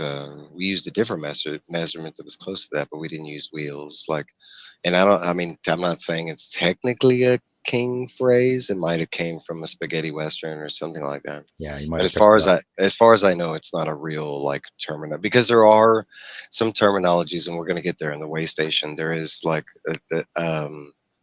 a terminology as far as like a distance that Roland is aware of. That I thought wheel was just terminology they use in other literatures too. So I think it's just something that's easily referenced like that, like wheel, like, and most people when they read it, I mean, it kind of makes sense. It's like Steve said, it's just a natural recurring distance. Going yeah, around yeah, a. that's like just an arbitrary unit, not the miles, not using the miles without using the It's miles, their version of a mile, right? or Not a using meter, or several kilometers. meters, or feet. Yeah, but I thought other literature used those too, not just Stephen King's literatures. Well, as far as during my research, that I couldn't find anything in any other reference. Like, it didn't pull up in any other movie, or like when you go search wheels, it just comes up Dark Tower. All right. Yeah. So that, but I'm like I said, it could be something that he took from something that's just so obscure. I mean, he does that with a lot of his stuff. Let's see. All right. So on the fifth day, Oh, Yep, on the fifth day in Toll, we got Rolly and Allie. They go to church. We meet Sylvia Piskin. She is the like, yeah, I don't want to say like preacher of the church. I don't think we ever get like a terminology of what she is related to the church, but she's basically like the preacher at the church. But we hear talk of an interloper. Mention of the Crimson King comes up. On the sixth day, Roland goes to Sylvia's hut, performs a magical abortion of the Antichrist. The trap is sprung, and Roland finally kills Toll. So there is a lot of stuff that goes on the fourth and fifth day and the sixth day of Toll, right? So Roland sleeping with Allison. yep, as part of the trade for information, that's how we get the whole story on 19 is a Because trade Roland that is happens. one-minded. He is obsessive. He's got to get to the tower. He's Got to get addicted. the man in black. It's an addiction. He can't give it up. He'll even go to bed with someone he doesn't want to go to bed with just to get to where he needs to go. Yeah, on multiple occasions. So we'll So we get to get the that whole too. like, so back to like the religious thing, and this is one of the biggest parts in the book when you get a lot of real world like religious like because in the the beginning part of the story, and it's actually another clue. When we get to Toll, Roland comes across a man, and we are introduced to Jesus as the man Jesus. So you quickly learn that it's like Christianity askew. It's not exactly the Christianity that we know, but there are signs that it's similar kind of thing. So, for instance, in that scene, he is given a compass by a man that asked him that, "Hey, if you see Jesus, would you give this to him?" Roland replies, like, "I guess so if I see him," which is kind of a weird question to ask somebody. Like, "Hey, if you happen to see Jesus, like, how many people off the street are going to run into you and ask, like, hey, if you happen to see Jesus, will you give him this note?" Like it's just a really random. Okay, so like then we get to Sylvia Pliskin's, and in her church there is a lot of references. Like Namman was pointing out earlier, they do reference Sodom and Gomorrah. They specifically, she calls out Jezebel. They reference like I want to say 8 to 9 different real world Christian references. So like I said, this is Christianity askew, but there is some weird stuff in there too, like the heavy use of the interloper, which the interloper is in the Bible, just not used in this refrain. And then that whole scene, it's odd that she uses the interloper and constantly looks at Roland, even though Roland's hiding behind the door as he's at church. Any thoughts into any of that before we move? I mean, even when you did mention the resurrection of what's his name, right? Nort? Mm-hmm. No, and he and one of the things he complained about was why did he save me and then get rid of his desire to. He saved him, but he didn't get rid of his addiction. Yeah, he didn't get rid of his addiction. Why didn't he not get rid of it? That's Like, why did he make me keep my addiction even though I'm... yeah, it's That was weird, yeah. yeah, that's a lot of these are My understanding of that scene and why Walter did that, like he resurrected him, but he didn't take away the addiction. And Just my to keep it understanding of that, evil, just to still be evil. even though he was able to resurrect him, it's seen as like a good yeah, thing. I'll trade you something. Like the town didn't see it as a good thing. He's still a zombie at that point. And not only that, but like no, he didn't take that addiction away because that was his like greatest sin, right? The stories about addiction, blah blah blah. But like, okay, so like when we get to the trap and we find out Nord's like conclusion and what happens to Nord, who did that to him? It's never stated, but like you have to imagine either the town did that or Walter did that, right? So like if the town did that, it goes back into that whole thing where like him being resurrected wasn't a good thing. Like even though the town goes back to natural like really quick after Nord's resurrected. I mean, like if you had a zombie, like they didn't like Nord to begin with. He was like this devil eater. Like they kind of like kids were like, fucking with him all the time. Like they were mean to him. But like him being resurrected as a zombie, like if Toll wouldn't have died, do you think they would have been cool with this zombie like devil grass? No. Like we saw what happens to him. He's literally crucified and he has like the purple hoven like mark into his skull. And you can either take it either way. Either Walter did that, which I don't think he did. Like we know Walter moved on. So like literally the town did that before Roland. Like Well, where I took the interloper thing was again the whole story about Sodom and Gomorrah. That story is all about where they are. I mean, they are evil to begin with. I mean, they are, and they are fearful of. One of the things that emphasize in Bible is that people are supposed to be welcoming to strangers. That's one of the things that you're supposed to be welcoming to strangers. And when you have this whole town is just feel of the whole town is. I mean, even before Walter got there, you know that Brown did not like that town. When Brown mentioned that town, he didn't like yeah, that town. You know, so it's just inherently was bad. and And that's another. one That's of the another. things that was bad about it is that they didn't treat strangers. They want No, they want to take away from the strangers. They want to steal from the strangers. They want to cheat the strangers. That's all their you know the whole. Even Brown mentions that, right?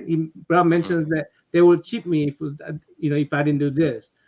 When Roland walked in there with the mule and gave her his gold pieces, the guy was thinking about cheating him, right? And even Alice, when she got paid for the burger, she goes, "Hey, I don't have I don't have change for pay that. for that, right?" I mean that like I want to get more for it than I want to cheat the stranger. I mean, it's the whole that to me again, Roland. I mean, the Stephen King is borrowing a lot from Bible and questioning it, and making us question it too. And yeah, so yeah, that's where I saw it.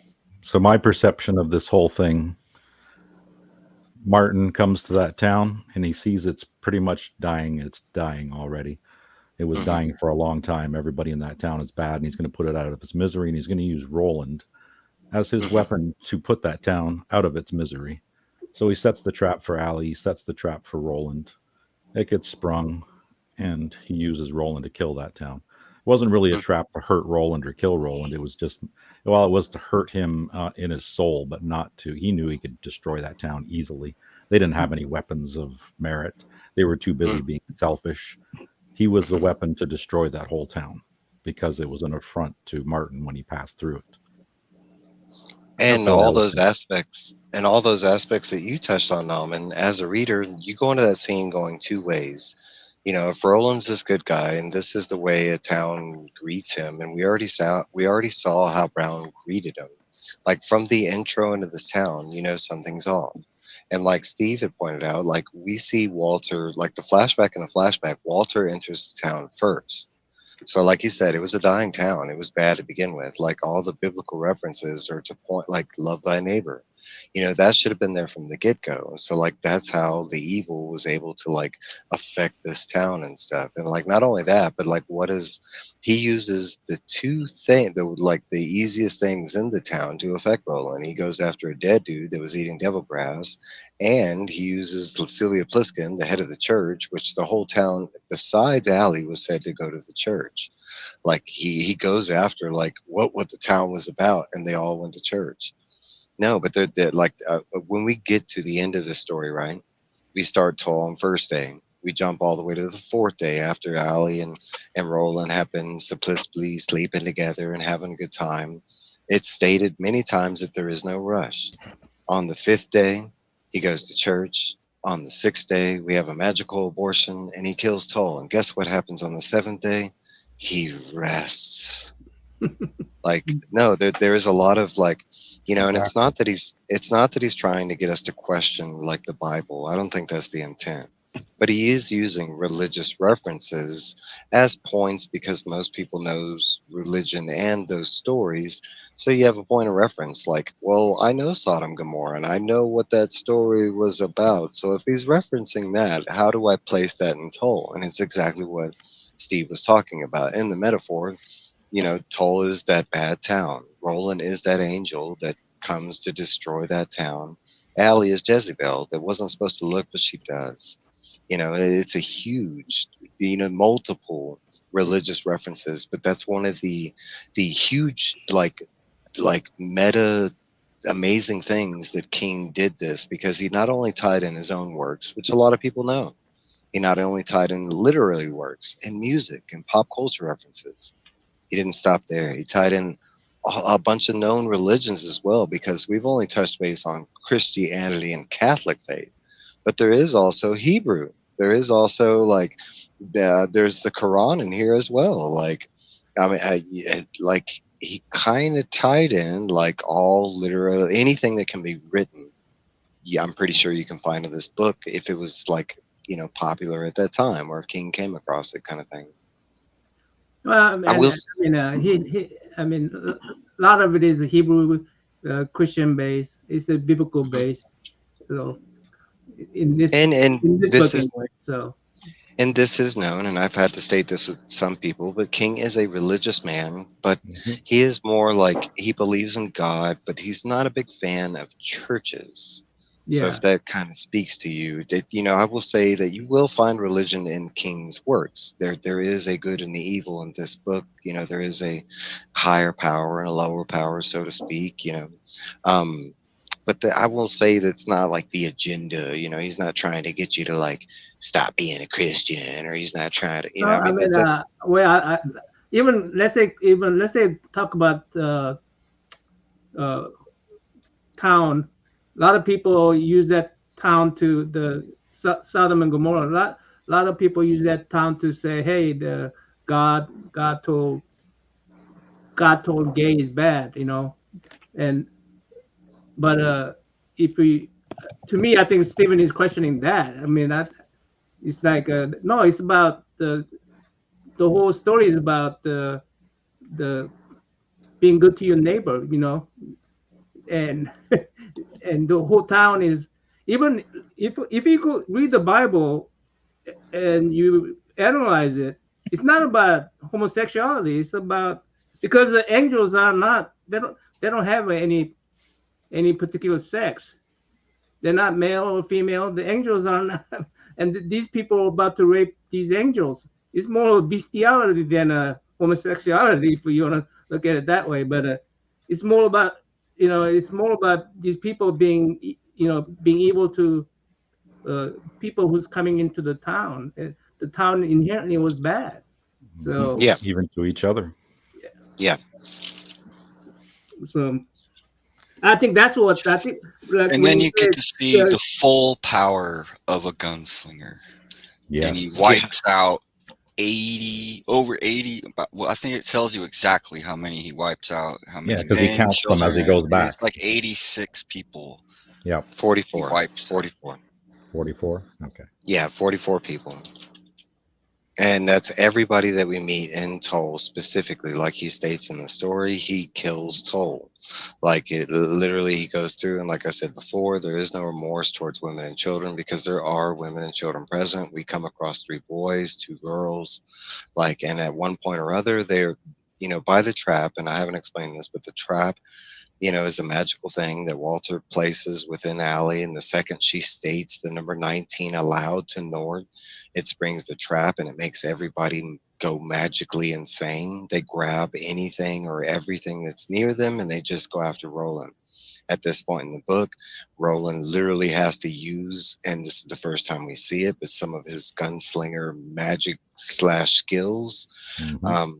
where he literally during the whole encounter only misses once, and the only reason he misses is because he gets stabbed in the butt by a kid with a pitchfork.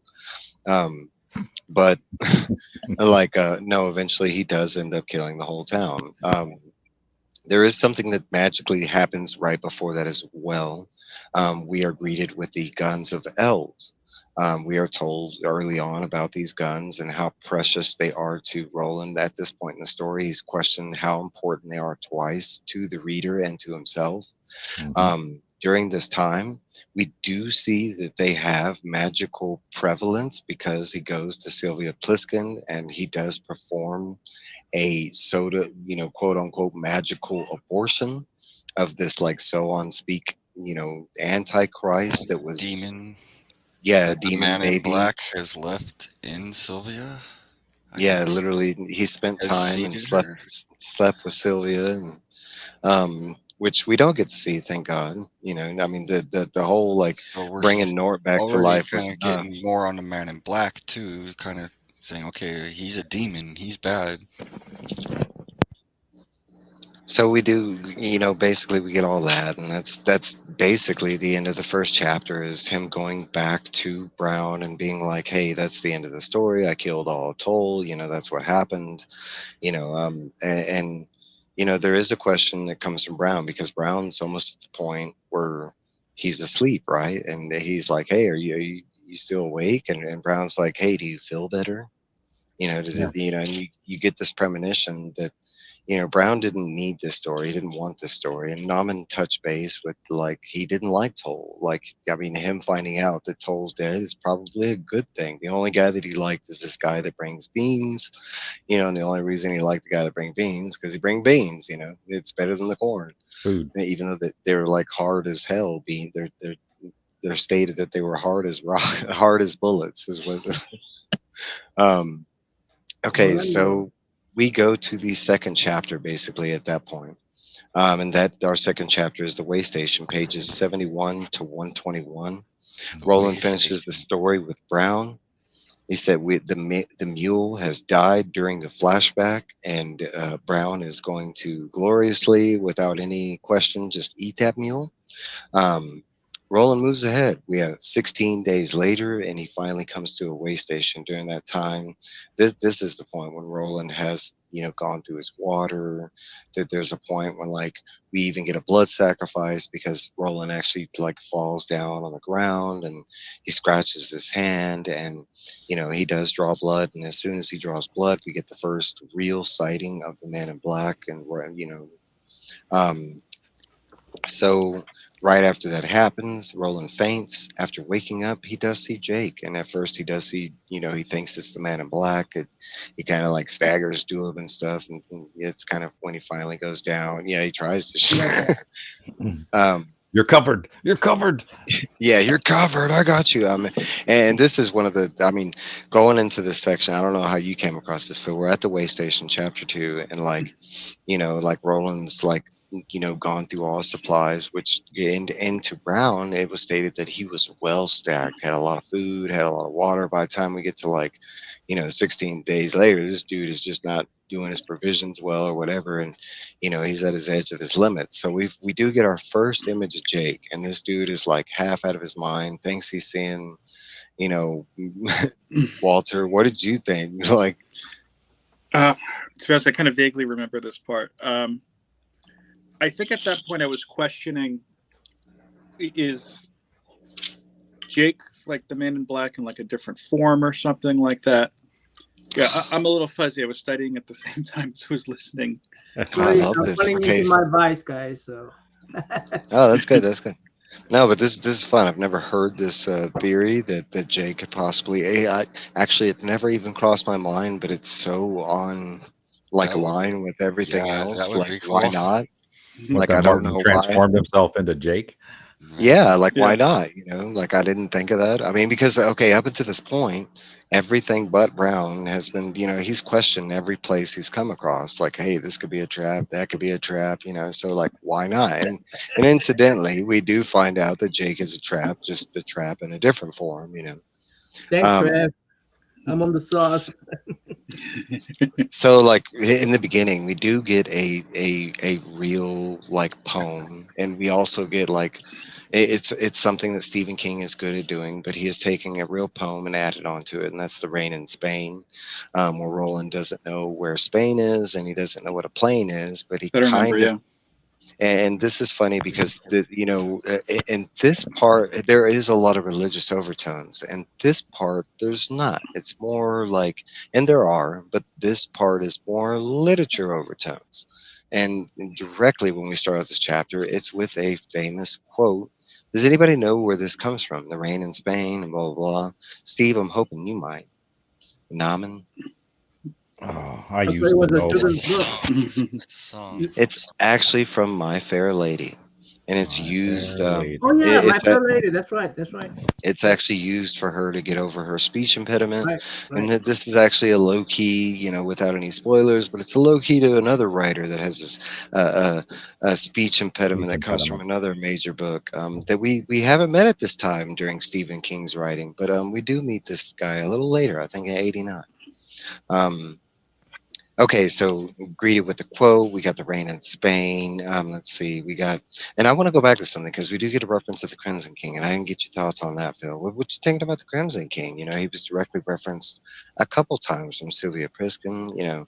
Kind of like brought up as the physical devil. To be honest, I didn't absorb that part at all.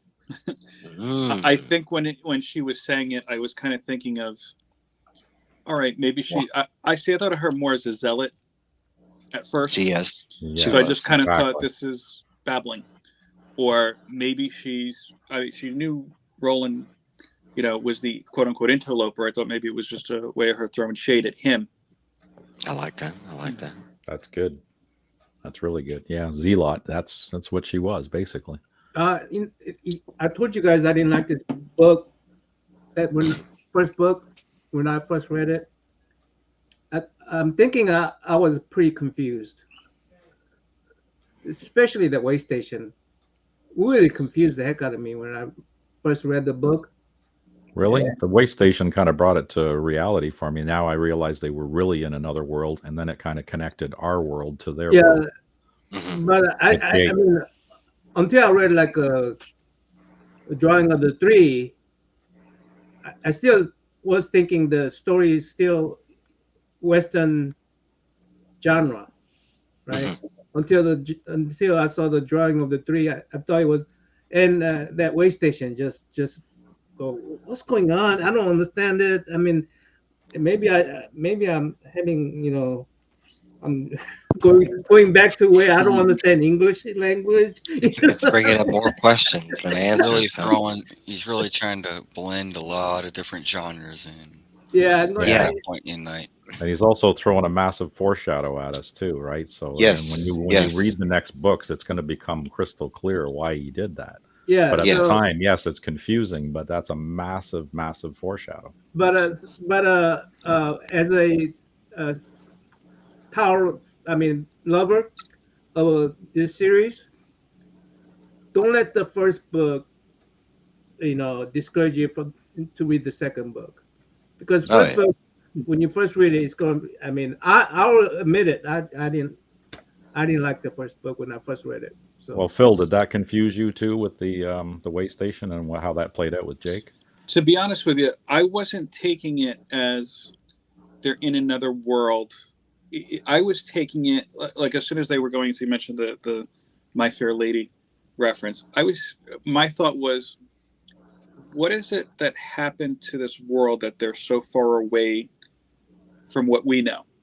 Yeah. And that's a thought that popped up to me later on when the kid is having his what his kid is telling his story. So that's what I had pulled out of it, but um, it didn't really throw me off. I think because at that point I was like, all right, where's this going to go next? Yeah, Good. I'm So it kind of had you intrigued.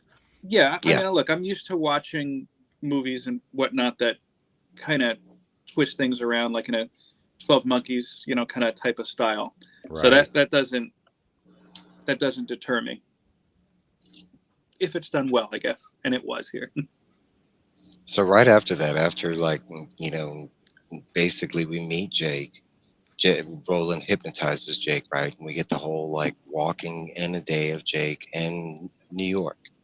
Um, it is a version in New York, and Jake is murdered during that vision. He is pushed in front of a car by Walton. Both go to sleep. The next day, they search the way station. They find food, water, and a speaking demon.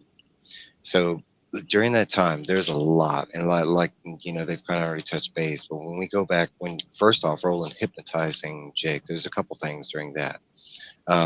It's one of the definite signs that, in my mind, as a new reader, the first time I went through it, that okay, we're dealing with somebody that has like you know, some kind of magical skills or something, you know, because Toll, I mean, it's just referenced as he has like, you know, like fast skills and stuff like that. But then we get this whole scene where he literally hypnotizes Jake.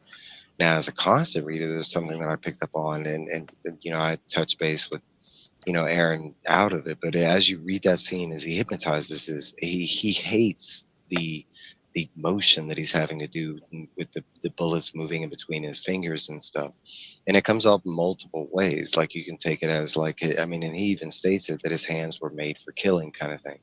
But also on another sense, it's also an invasion of privacy. You know, it's like the first time he does hypnotize Jake, he doesn't ask him like and tell him, explain what he's going to do. Hey, I'm going to literally enter your mind, and I'm going to see everything that I want to. What you know, so it is an intrusion. So in that moment, you know, it's not all like you can take it either way. As a new reader, it might be taken of like, oh, this guy was just like a killer, and we've kind of already seen that in Toll. But at the same time, like he is performing something that is like, you know, very invasive and illegal. Like if he were to ask Jake, I don't know if Jake would have been, you know, so forthright with that vision kind of thing. I do want to mention that the reason Stephen King wrote the revision because this book uh, did prevent some readers to continue on because he want more people to read this. I mean, he want more people to read Dark Tower, but this book did. He felt he need to write the revision to so that he would ease people into reading the rest of the series. So, Just Yeah, out of that makes curiosity, a lot of sense. did the revision come out before or after the movie? Before Uh, the Before? revision was done in revision 2000. was Way before the before. movie. Yeah, the Yeah, revision is 2000. 89. No, the revision was 2003, and it was done right before he finished the whole series because Oh, right. the whole series was done in 2004. The movie, I think, was 2017. So I'm not the only one who get confused by this book. Just to let you guys know. No, and that's a known thing. There's a lot of people. First off, there's a lot of Stephen King fans that have never even heard of this book, and that is stated from Stephen King himself. He finds it at cons, and you know, and it's surprising to me to him, and because this is his magnus opus kind of thing. There are a lot of fans that made it to the end of this book that did not like the you know, outcome of the story. Like Namman pointed out, there's some people that came across this book and just didn't like this book in general, that where they stopped it at the first book. But I could tell you, and Stephen King lays it on, like, you know, the end is the beginning. You know, he lays it on a bunch in this book, you know, and he's kind of telling that new reader, like, hey, that this is just the beginning of the story. You know, you're the furthest away from the quest at this point. Like, you know, keep reading kind of thing. And to me, that's what this always was like a small sampler of what's to come kind of thing. And honestly, for the people that have made it through the series, this is a small sampler. Look, this is like the tiniest bit into what the tower is kind of thing. I think for most readers, I want to say it either gets really good on the second book or the third book. For me, I liked it right from the get-go. You know, I mean, I thought Roland was cool, like, you know, but I was a teen when I started this book. Now, the way station, there's a key point in there too that we haven't talked about. Hit it. The name North Central Positronics appears for the first time Yeah. on the water because there's electric pump there that pumps the water, and that name comes up, and that's important. You know, the ironic thing is that after I read the whole Tower series, this book is it makes so, I mean, like you guys said, it makes so much sense, and it makes me like the first book too. Even though I hated it when I first read it, and when I read it second time, third time, it makes me like the first book now. And Yeah. it's a book that I could read really quick too. You know? So Yeah, it is. It reads. I mean, I read it 3 times in the time, and then was doing Keep notes. catching new things every time you highlighted. read it too, right? yeah, right. Aaron has you know, this is a good time to stop this. We are going to do 2 giveaways, so let's go ahead and do the first giveaway. And people are already starting to do it. Y'all go ahead and put #19. This is for everywhere. Yeah. You're gonna write the word out or just have the number? Nah, just #19 the numbers that people have already started putting in the chat. That's how it was. Can we participate in this or not? Everybody Yes, can this is participate, for yeah. it's for everybody.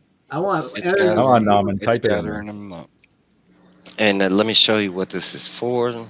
I got this cool little like quick. See if I pull it up. Here we go.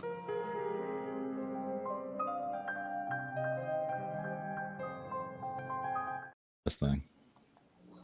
That is some original hand drawn Stephen King Dark Tower art done by this guy right over here, Norrad. You know, I want it. I want it. I want it. I want it. Predator. When I saw it, I kept thinking it reminds me of. I couldn't figure out what it reminded me of. Like it should be on some sort of album cover. AC/DC. It's a black and black.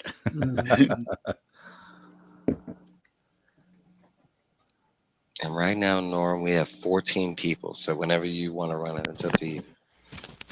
You could share it. You haven't shared You want it yet. to keep talking? We can keep talking. And Okay. Let me let's ask do you that. guys Okay. a question, if you don't mind. Yeah.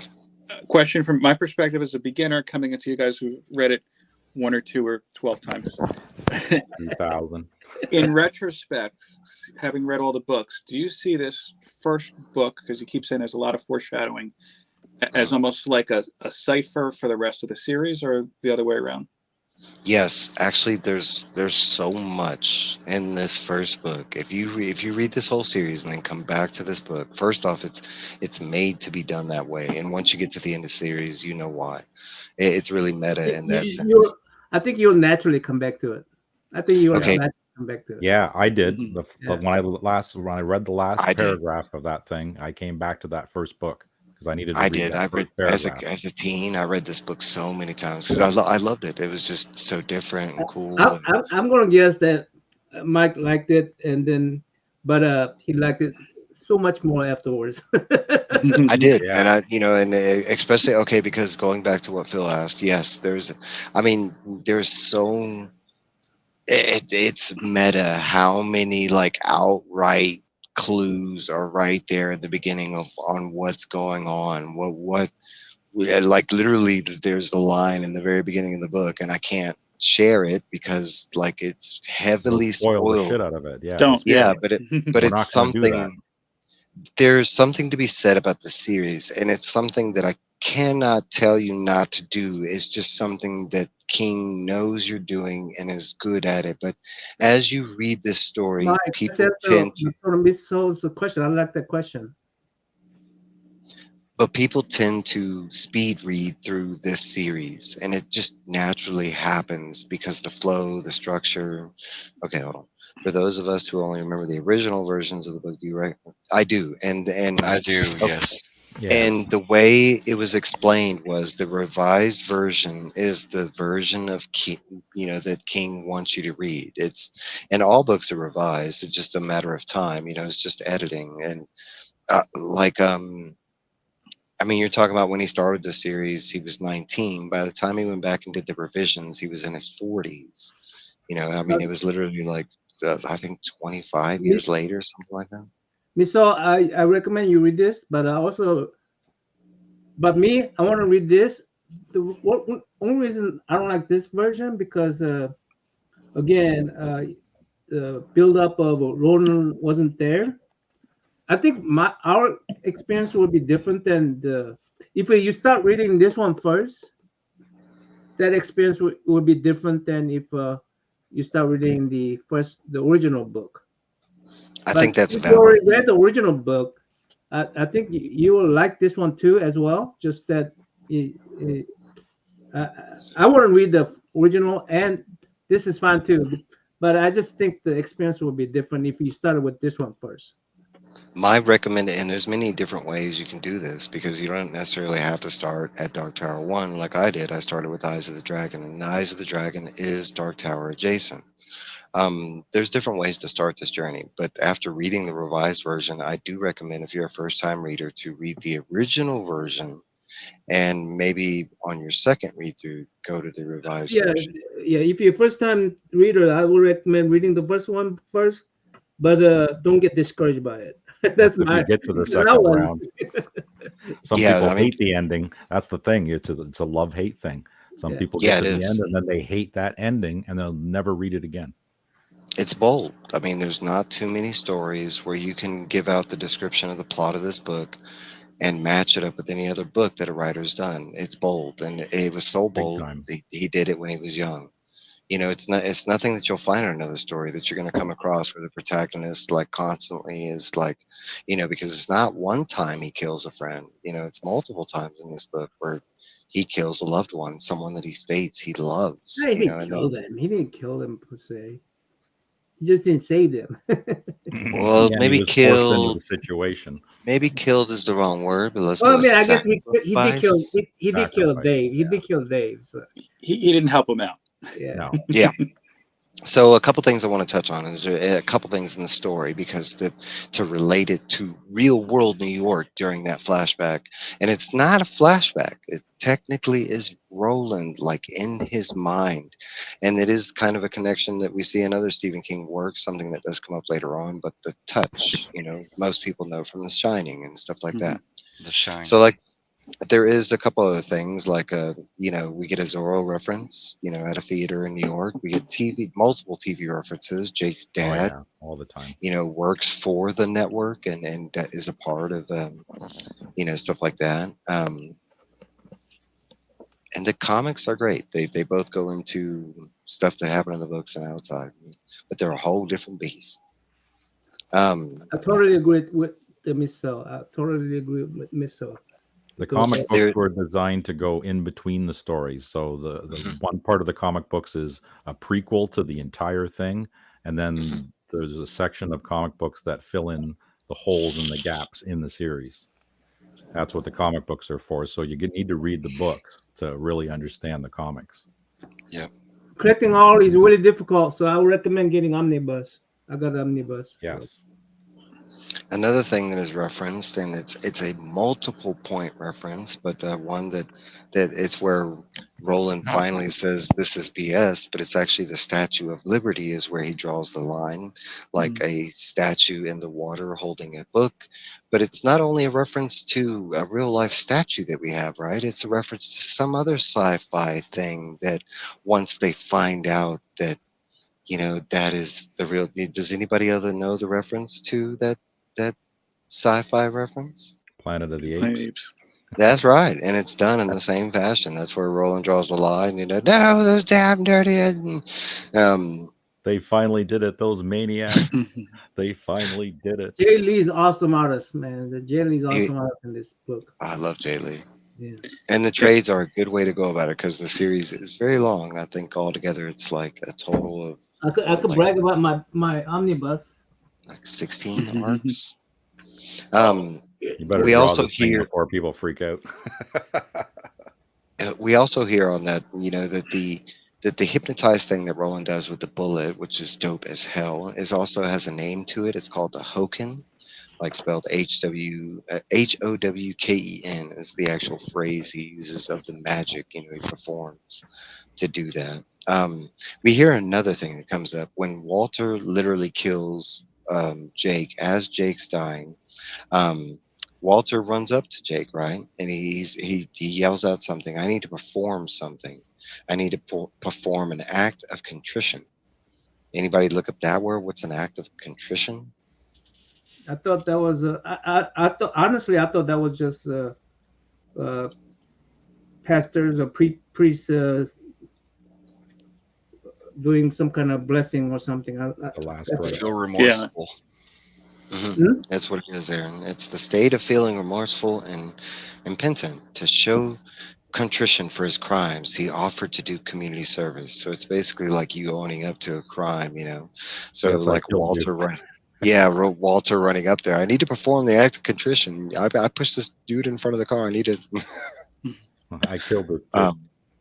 which is ironic because Roland actually uses the same phrase of turn, the act of contrition, later on in the story as he's traveling with Jake. After he comes up with the turn, that he starts relating to Jake as the sacrifice because it's never stated that that's never comes out of his mouth. That's just the way he starts thinking of Jake. But that's not yet. I'm jumping a little forward. So let's go back. So we ended with the hypnotized thing, and He goes New York. He sees Jake die. and last thing Jake remembers is just choking and vomiting on blood, and next thing he knew, he was there at the way station. Yep. So 4 days almost into the mountains, exhausted, Jake is hypnotized this time to go to sleep, but this time he's actually asked. There is no, penance that comes from Roland this time. Roland thinks of his past, a story of gunslinger training. Cuthbert and Roland train with David the Hawk. Hear a story of Hawks the cook and Shimi and tries to the John Farson and the Good Man, the plot to poison the town of Tauntaun. So we get a lot in this little like frame because at this time, like as mentioned already, Jake is already being thought of as a sacrifice. So at this time in the journey, going through the mountain, we get this whole like guilt trip where like and this has been stated, something that I need that hasn't been stated so far. But Roland is it's stated that Roland is the kind of man that would fix strange pictures in strange rooms, like he would still do the right thing even if no one was looking, kind of thing. But even at this point, like he has already figured out that the trap is Jake, and that's why he starts thinking about Jake as a sacrifice.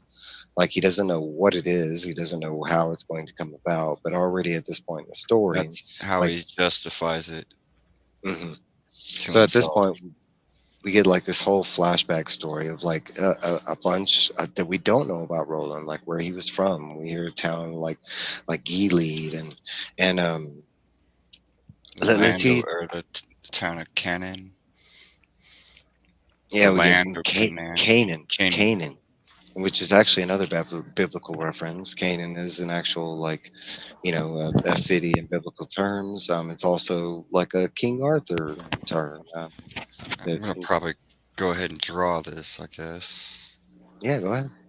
because I gotta Right. get going and get ready for work here. I hate I Yeah. gotta leave. Well, we are at our 2 hour mark. Here we go. I'm winning. I rigged it.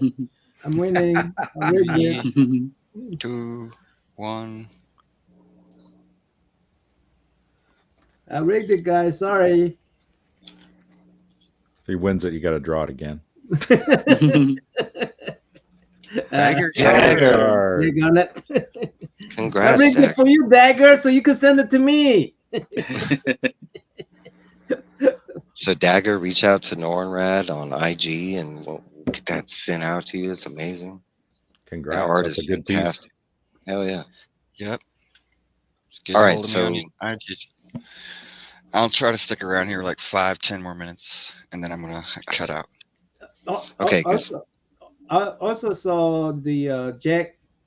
Again, I saw it as is it Abraham story where Abraham Kills sacrificed his only son. his only son, the goat, and all that. Instead And of another story. In that story, he's told to by God, like a voice of a higher power kind of thing. yeah, See, after Jake's, after we saw how Jake died, I was starting to think in this book, okay, maybe this whole world is just supposed to be like the afterlife. Maybe everybody here has died already. Now Ah, that I can say we're getting closer to like maybe what I was thinking when I was a kid, especially around this time, like when you find out like that Jake, was killed and then came there. I want to say that hey, was don't in spoil line. it, Mike. Don't spoil it, Mike. No, I'm not Is that like spoiling, but that was- purgatory? Yeah, but that was in line with and there has been other things that tried the same thing, like Lost, and Lost is heavily Stephen King, based. So that is a fantastic theory to have because there's a lot going on. I mean, we got a kid that literally died in New York, a New York that we're familiar with. It's a New York that's from the '80s, but like, Phil, I didn't want to confirm or deny what you. Okay. Fair enough. no, I'm not stating whether that's right or wrong, but that is a good theory to have, especially at all the theories I have heard, because most people tend to go to the futuristic dystopia, that this is a version of Earth that's just in the far future kind of thing.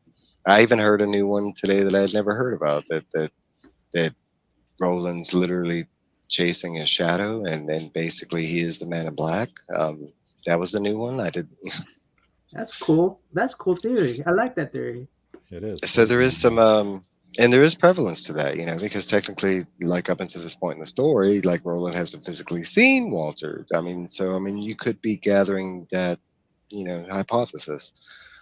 So there Yeah, is a couple he's He was things. definitely seen alone though. when he seen Walter.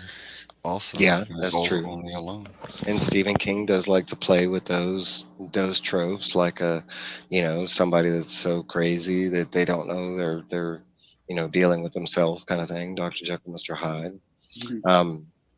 So that was touched based on earlier. On page 90, we come across a company called North Central Postronics. It's on like a water pump that's in the back that Roland recognizes, is familiar with. A little bit of sci-fi thrown in there for you. Yeah, This that's this where is actually sci-fi really gets thrown in for the first time. Mhm. this was actually one of the parts that I was talking about where we do come across a real distance term. It's the atomic slug. I thought as a kid that was like a reference to a mutant, like an atomic slug, but atomic slug is an actual like measurement of distance for atomic matter. A slug is a measurement of distance that they use. I had to look it up. Um, but going back to that wheels thing, that is a real world like measurement that somehow Roland just happens to know. Like, any thoughts on that, Phil? To be honest, that didn't hit me either. Oh, I think in just I think just the audible version, they just kind of said it so fast it just wasn't absorbed. Phil, I feel like a difference between your read and my read is that yours was audible and mine was book, and I was Yeah. thoroughly confused. And that's why I kind of say that I wish I read the book just to kind of savor the words rather than just somebody say it to you. Yeah. I really like Namman's style of reading and listening at the actually, same time. that was new for me. I'd never heard that before, and I actually have. I really enjoy that. I really enjoy reading and listening at the same time.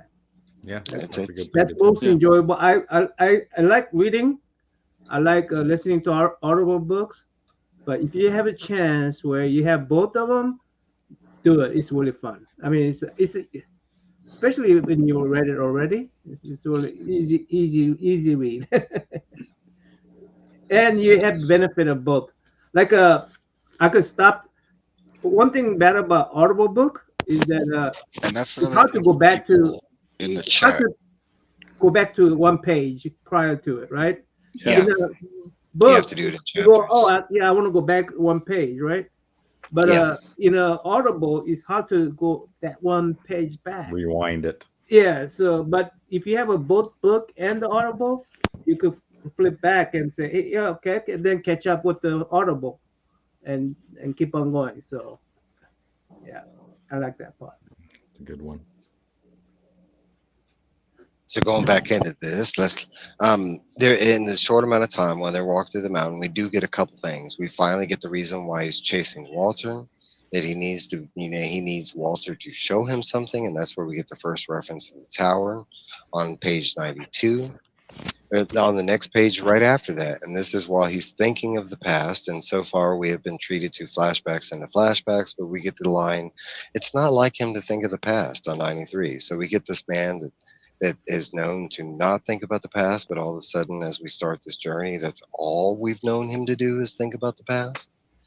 um, so shortly after that, let's see, I got back to my pages. We get the Hawks and the flashback story about Cuthbert, David the Hawk. We get some gunslinger training with Cuthbert and David.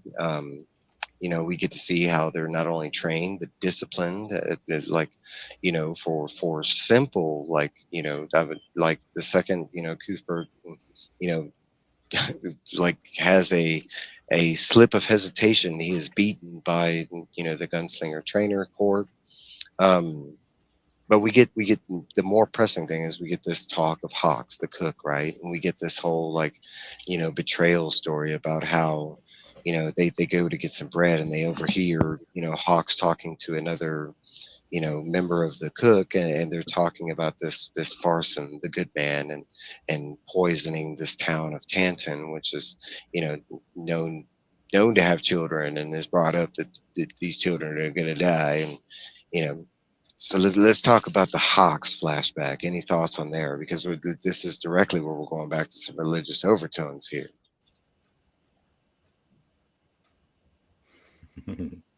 Any thoughts, Namman? Well, I'll bring up some. You're talking about the cook? Yeah. So Elaine and Roland are like sneaking around like boys do at that age. They're sneaking out and they're not supposed to. And they catch the cooks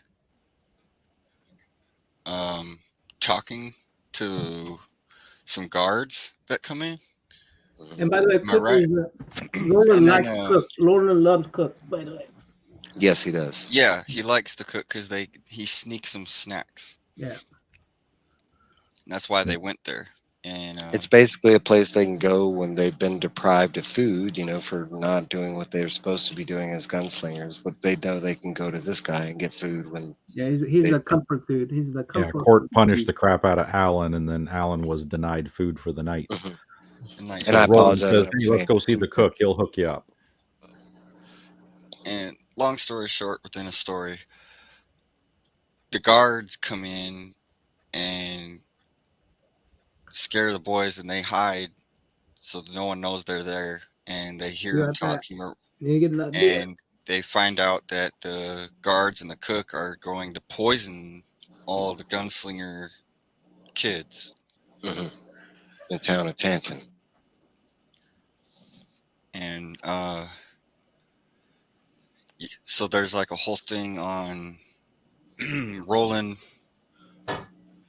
learning this, and Elaine,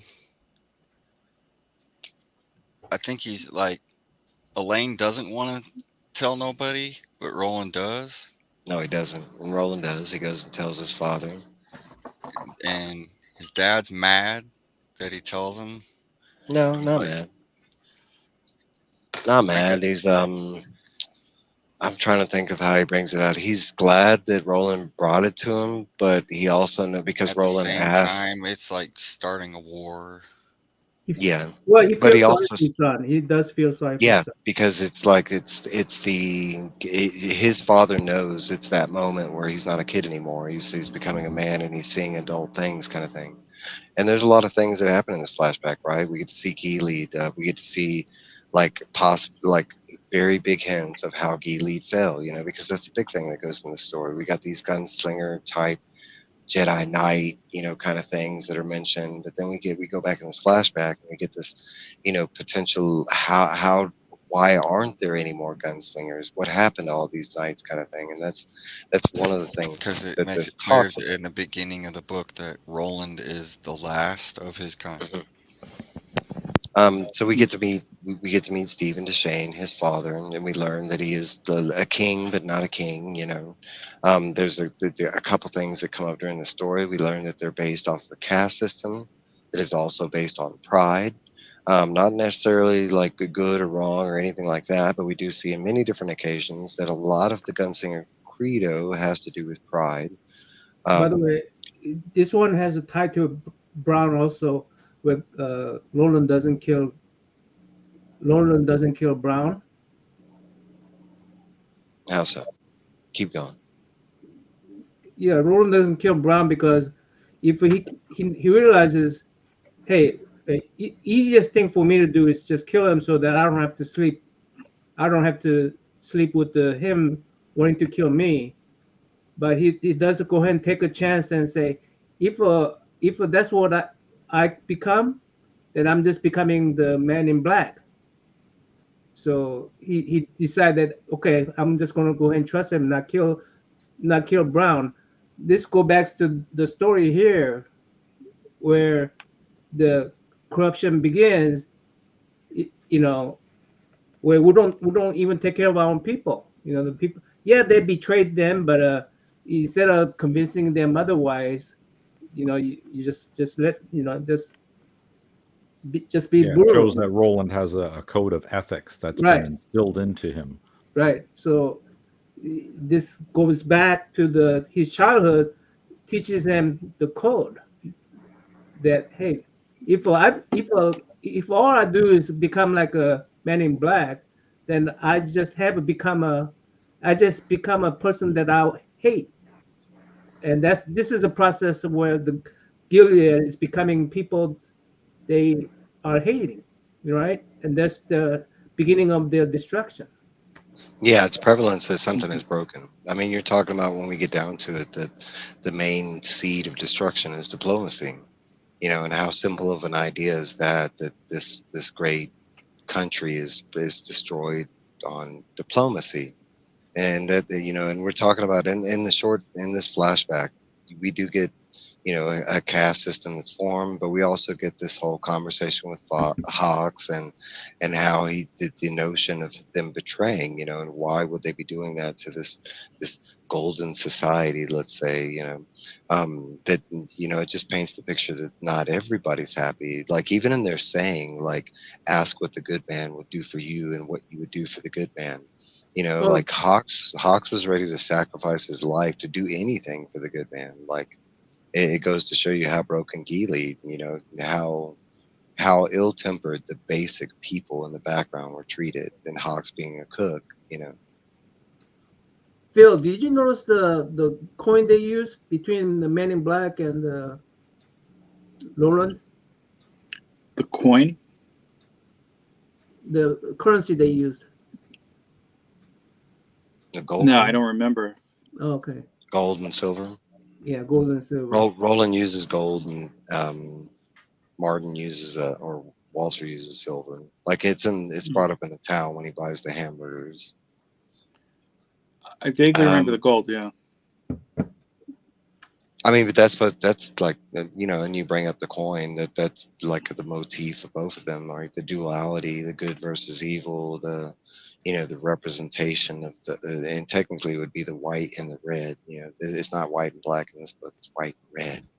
You know, um, so there is a major thing besides this that goes in the background, the story of Hawks, and it's really the ending, the motif, and we learned that Roland never grasps, what he was supposed to learn here.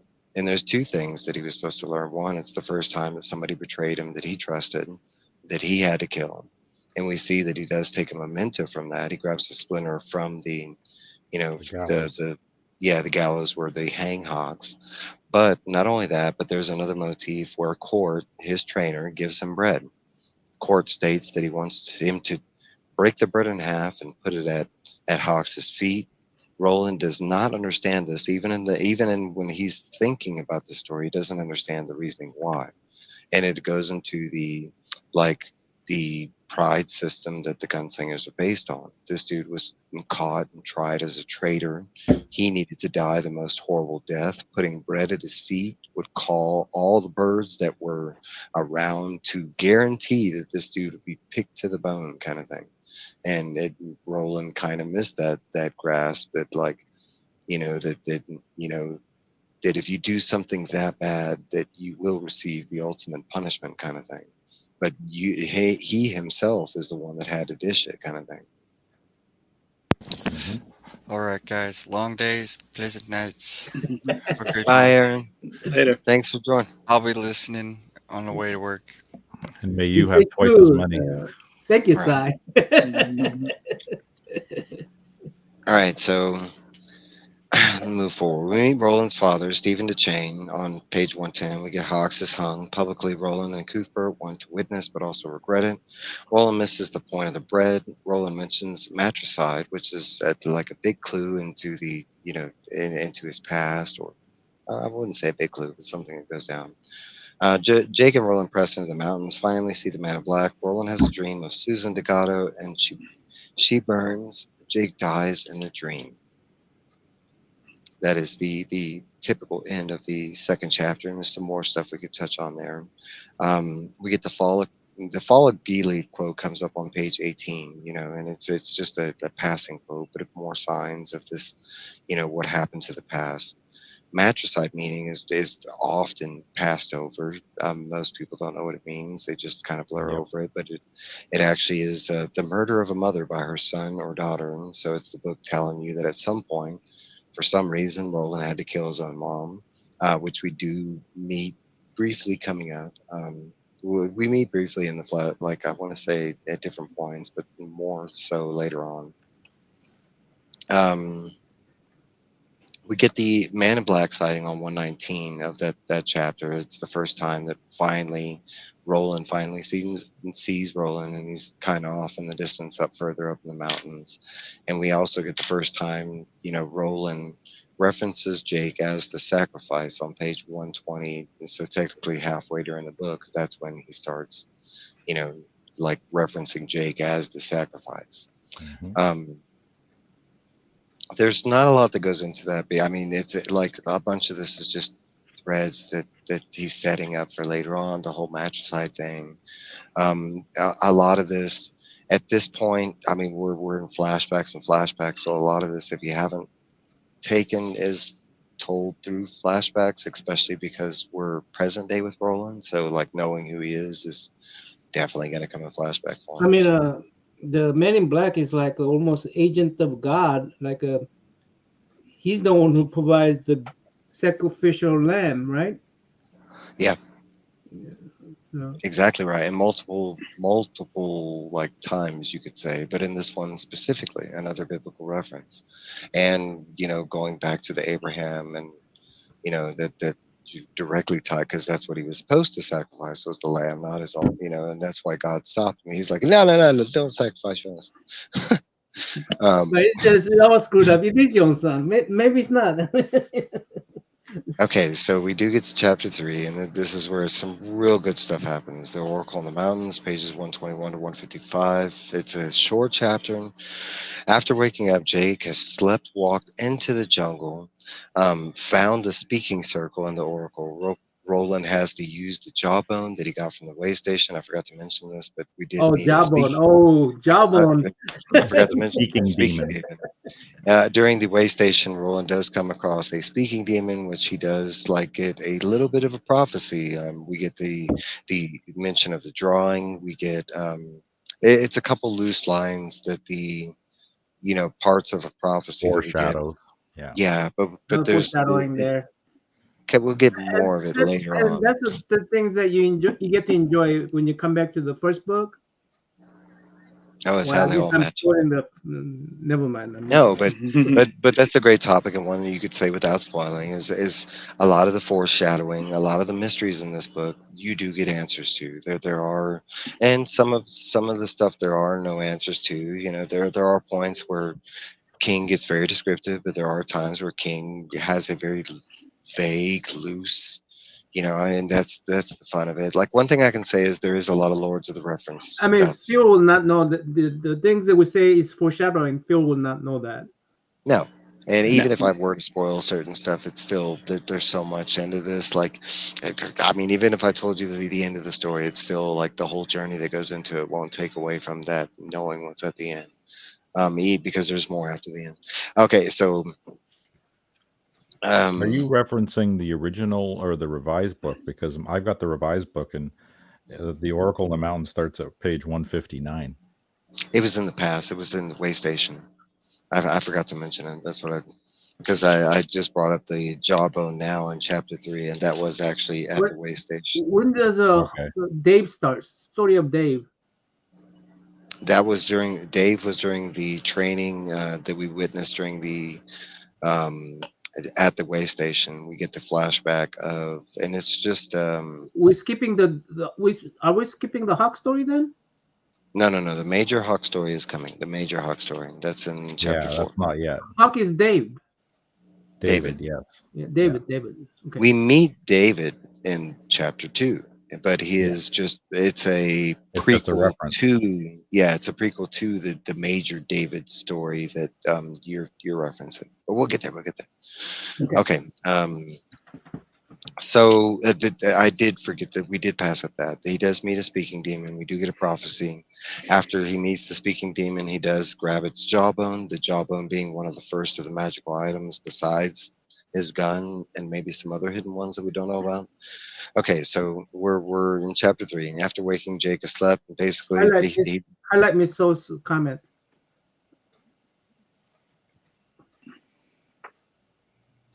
Yeah. You wouldn't know until like, I mean, because he doesn't directly reference it. And there's a couple like major references I can point out as we get there, because a lot like I pointed out, a bunch of us have pointed out religious tones references. That there's a lot of Lords of the Ring comparisons going on that I haven't touched with.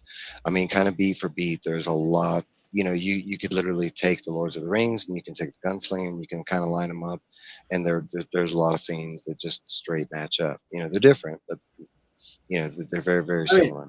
Dog Tower and Twin Tower. I mean, Hmm. The whole quest to the tower. You know, yeah, we don't even I mean, for all you know, he's got the One Ring in his pocket. We don't know. Katat, and Anyway, then go on. Let's. So we get to the speaking circle and the demon jawbone. You know, the jawbone is used, you know, basically to save Jake's life. Jake somehow sleptwalked, made it to, found the oracle drawn there. We don't know why. You know, some people might, you know, but anyways, he is drawn, and Rolla has to save him using the jawbone. He literally goes back to the camp, tells Jake to stay with the jawbone, and goes back to the speaking demon. And that's where we get like a lot of the main prophecy that goes forward into the book. We get, let me see if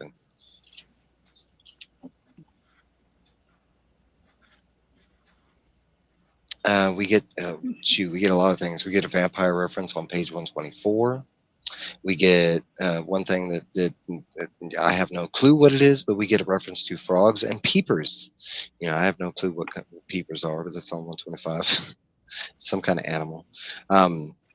We get a lot. We get basically, we go back to Magus. We get the dream of Susanna. We get a mention of this lady named Rhea, who constant readers will recognize.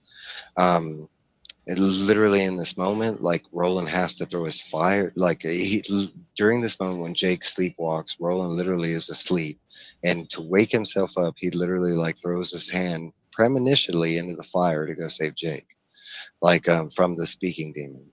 When he goes back to the speaking demon, he actually uses something like crazy, something that another one of those like, what is this doing in this book? But he actually uses mescaline, which is, for those of y'all that don't know, but that's peyote. It's explained like in the past why he knows, or what, you know, what the gunslingers use, but they specifically use mescaline during these like magical occasions when they run into these speaking demons, or you know. But we get a lot of the like the prophecy that is told. You know, that we get the like hints of the Lady of Shadows, stuff like that.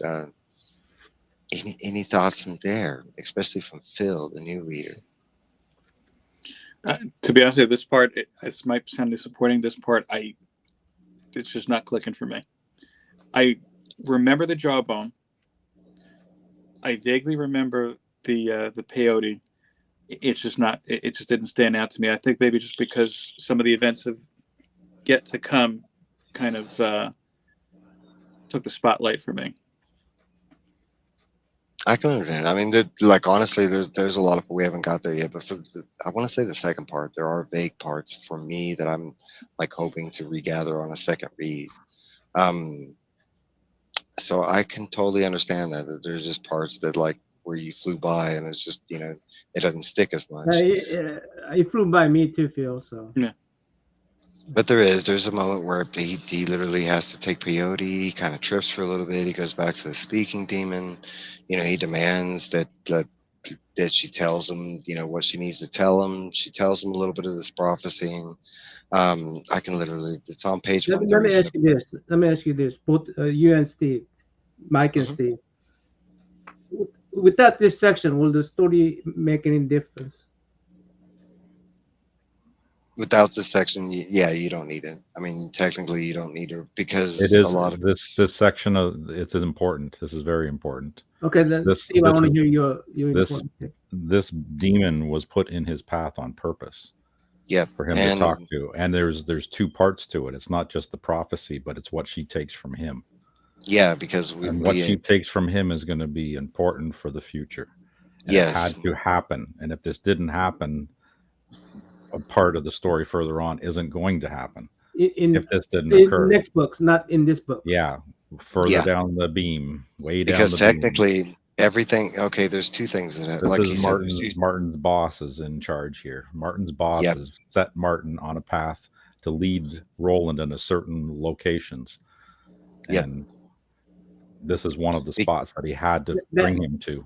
So I'm trying to get to the point where you will come back to this book. Yeah, the demon Yeah, was there's put that. there for a specific there's- reason. It needed to happen. You can't skip over this part. It's very important. Yeah, and it surprises me, Namman, you don't know why this is so important to the future of the books. Like, because this is a major, like, pivotal plot point that happens later on towards a major character. Yes. It explains that character big time. Oh yeah. Okay, so going off that, like Steve was saying, it's also like double-sided because like the reason I say you don't need the prophecy part, because we do get all the prophecy part from Walter, but it's like Steve said, this is of the red, this isn't of the white. This we don't know at this time of reading it. I mean, it's just come up as prophecy, but if you know fiction, prophecy usually isn't anything that matters to anything. I mean, everything's predestined to begin with. You're reading a book. No, but what happens, the prevalence, like what goes down, yes, that's majorly important to the overall series. Not like missing this point right here with the speaking demon. You would have to you'd be drawing a blank when it comes up later on in the story, and you'd be like, "Did I miss that?" And you did. Like, No, I had a total faith in that this would make a difference. So Just Phil, that- just put a pin in that one. Remember what happened. I'll with remember that. I'm gonna remember what the Oracle did to him. That's important. I'm gonna Well, go back, I think, and listen because to it's that. not spoiler to talk about the point here, but they end up sleeping together. He gets the prophecy, and directly after that, still on the peyote, he kind of and it's not gone into physically, which is kind of weird because King does go into sex physically a lot, but this one's kind of he kind of just lays there, and she kind of just has her way with him, kind of thing. But the act of sex and this is the second time in the book that this has happened, right? Because we got the, Allie giving him the story and told, through the act of sex. This is also another time where he gets information through the act of sex. And also going forward with King, like I've mentioned before, the white and the red. The red tends to work generally with sex, not always, but because there's some good signs of sex, there's some pink, but generally, when that comes up, it's usually like a sign of the red kind of thing. Yeah, but we can go into the prophecy because there is 3. That is the number of your fate. 3. Yes, 3 is the mystic. 3 stands at the heart of your quest. Another number comes later. Now the number is 3. Roland asks, this part is it's like see, I would not know what that is until I read the second book. it's foreshadowing. Yeah, It's prophecy. You're not supposed to know that. Mm-hmm. And it says, we see in part. I mean, it tells you right there that they don't even know totally what's going on. And thus is the mirror of prophecy, darkened. Tell me what you can, Roland says. The first is young, dark-haired. He stands on the brink of robbery and murder. A demon has infested him. The name of the demon is heroin. Which demon is that? I know it not, even from my tutor's lessons. We see in part, and thus is the mirror of prophecy dark-ended. Like they don't know what's going on. They're told what they know, and that's it. These are the other worlds. I'm not that kind of reader. I'm not that kind of reader. I don't take notes when I read books. I'm sorry. These are the other worlds, Gunslinger, and other demons. These waters are deep. Watch for the doorways. Watch for the roses and unfound doorways. The second, question mark. She comes on wheels. I see no more. The third, question mark. Death, but not for you. The man in black, question mark. Where is he, question mark. Near. You will speak with him soon. Of what will we speak? The tower. The boy, question mark. Jake, question mark. Tell me of the boy. The boy is your gate to the man in black. The man in black is your gate to thee. The 3 are your way to the dark tower. How can that be? Why must it be? We see in part, and this is, God damn you, now God damn me. Don't patronize me thing.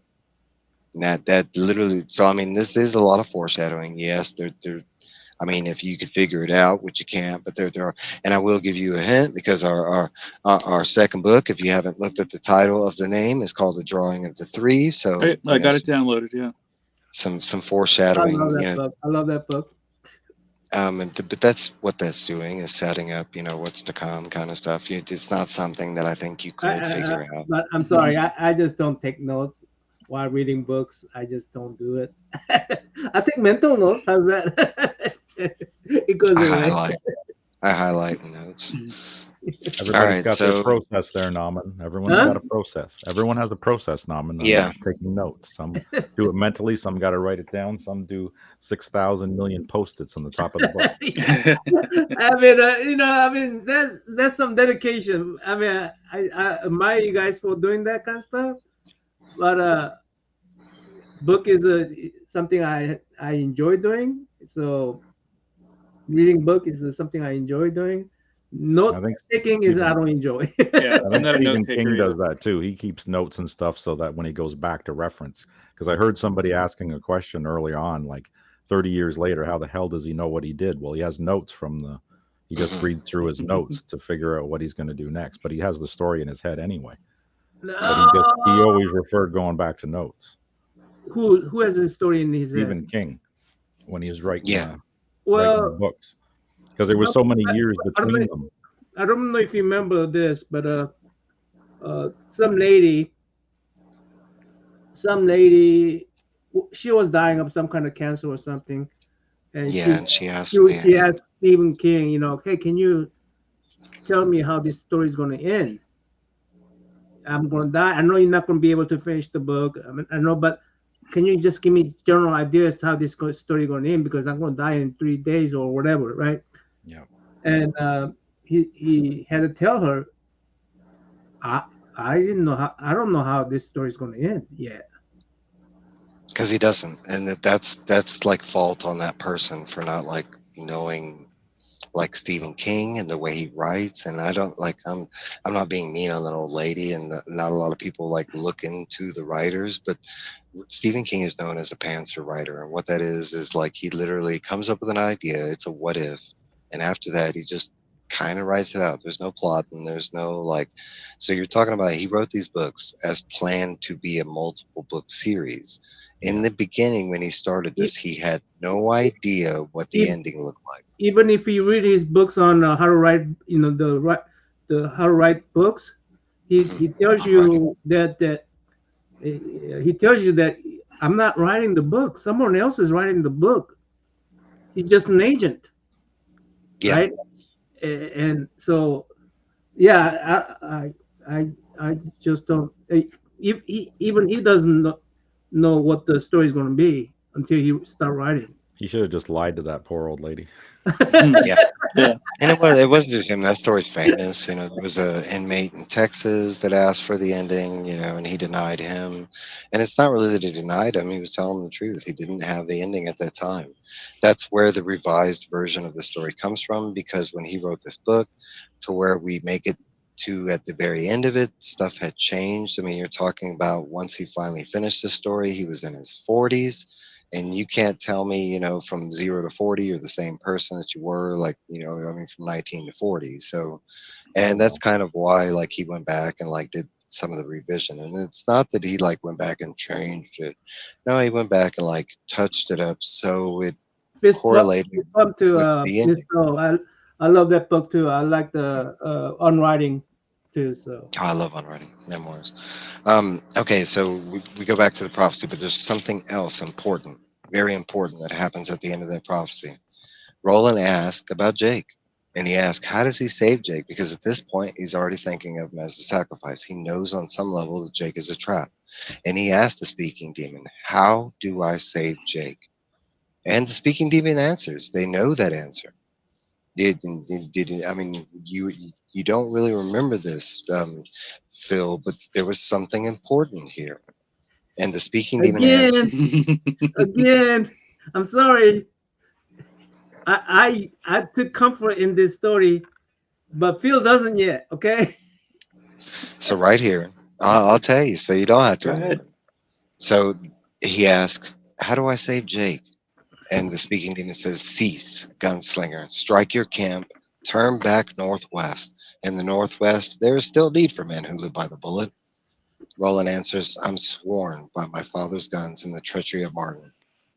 The demon says, "Martin is no more. The man in black has eaten his soul. This you know." He says, "I am sworn. Then you are damned." Now, this is such a major clue to what the hell is going on, and what the, like, literally at this moment he gets a prophecy, right? And at the end of it, Jake literally, he asks about Jake. How do I save Jake? Stop. Turn Walk away. around. Just go the other way. Guess what? You're in need. It's not for nothing. There are places that still need a gunslinger in the world, just like there were places that needed Jedi. And that wasn't the It is first time that happened with him either. There was no. another major point with Jericho Hill, and that's something that a lot of people didn't catch. No, And I won't and talk that about it now. it will be brought up before the end of this discussion, though. Yeah, because it's brought up in this book. He talks about it, and he says it twice. Oh yes. So he has sex with the demon, and then we move forward, right? He goes back to Jake. They move southwest and up to the mountains. Roland thinks of the betrayal of Jake. They meet Walter again. Roland. When he had sex, then the Susan came. Then Susan was mentioned in that sex. Yeah, she came in the form of Susan. Remember that? Mhm. Okay, I thought that was really important. You remember that part, huh? Yeah. Oh, Hot blonde, sure. Some things stand out more than others. All right, so they meet Walter again. Roland shoots and misses 3 shots, one over his shoulder, one over the other shoulder, and one right above his head. Walter tells Roland that they will talk on the other side of the mountain, and we find out something important, that it will be them two alone. First mention of King Arthur on page 100, known as Arthur Eld, and we hear Merlin.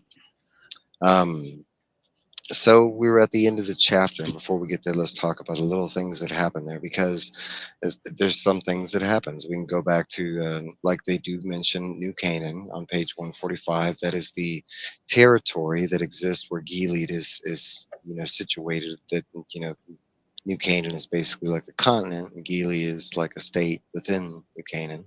New Canaan also has biblical references and King Arthur, references. So we get, let's see.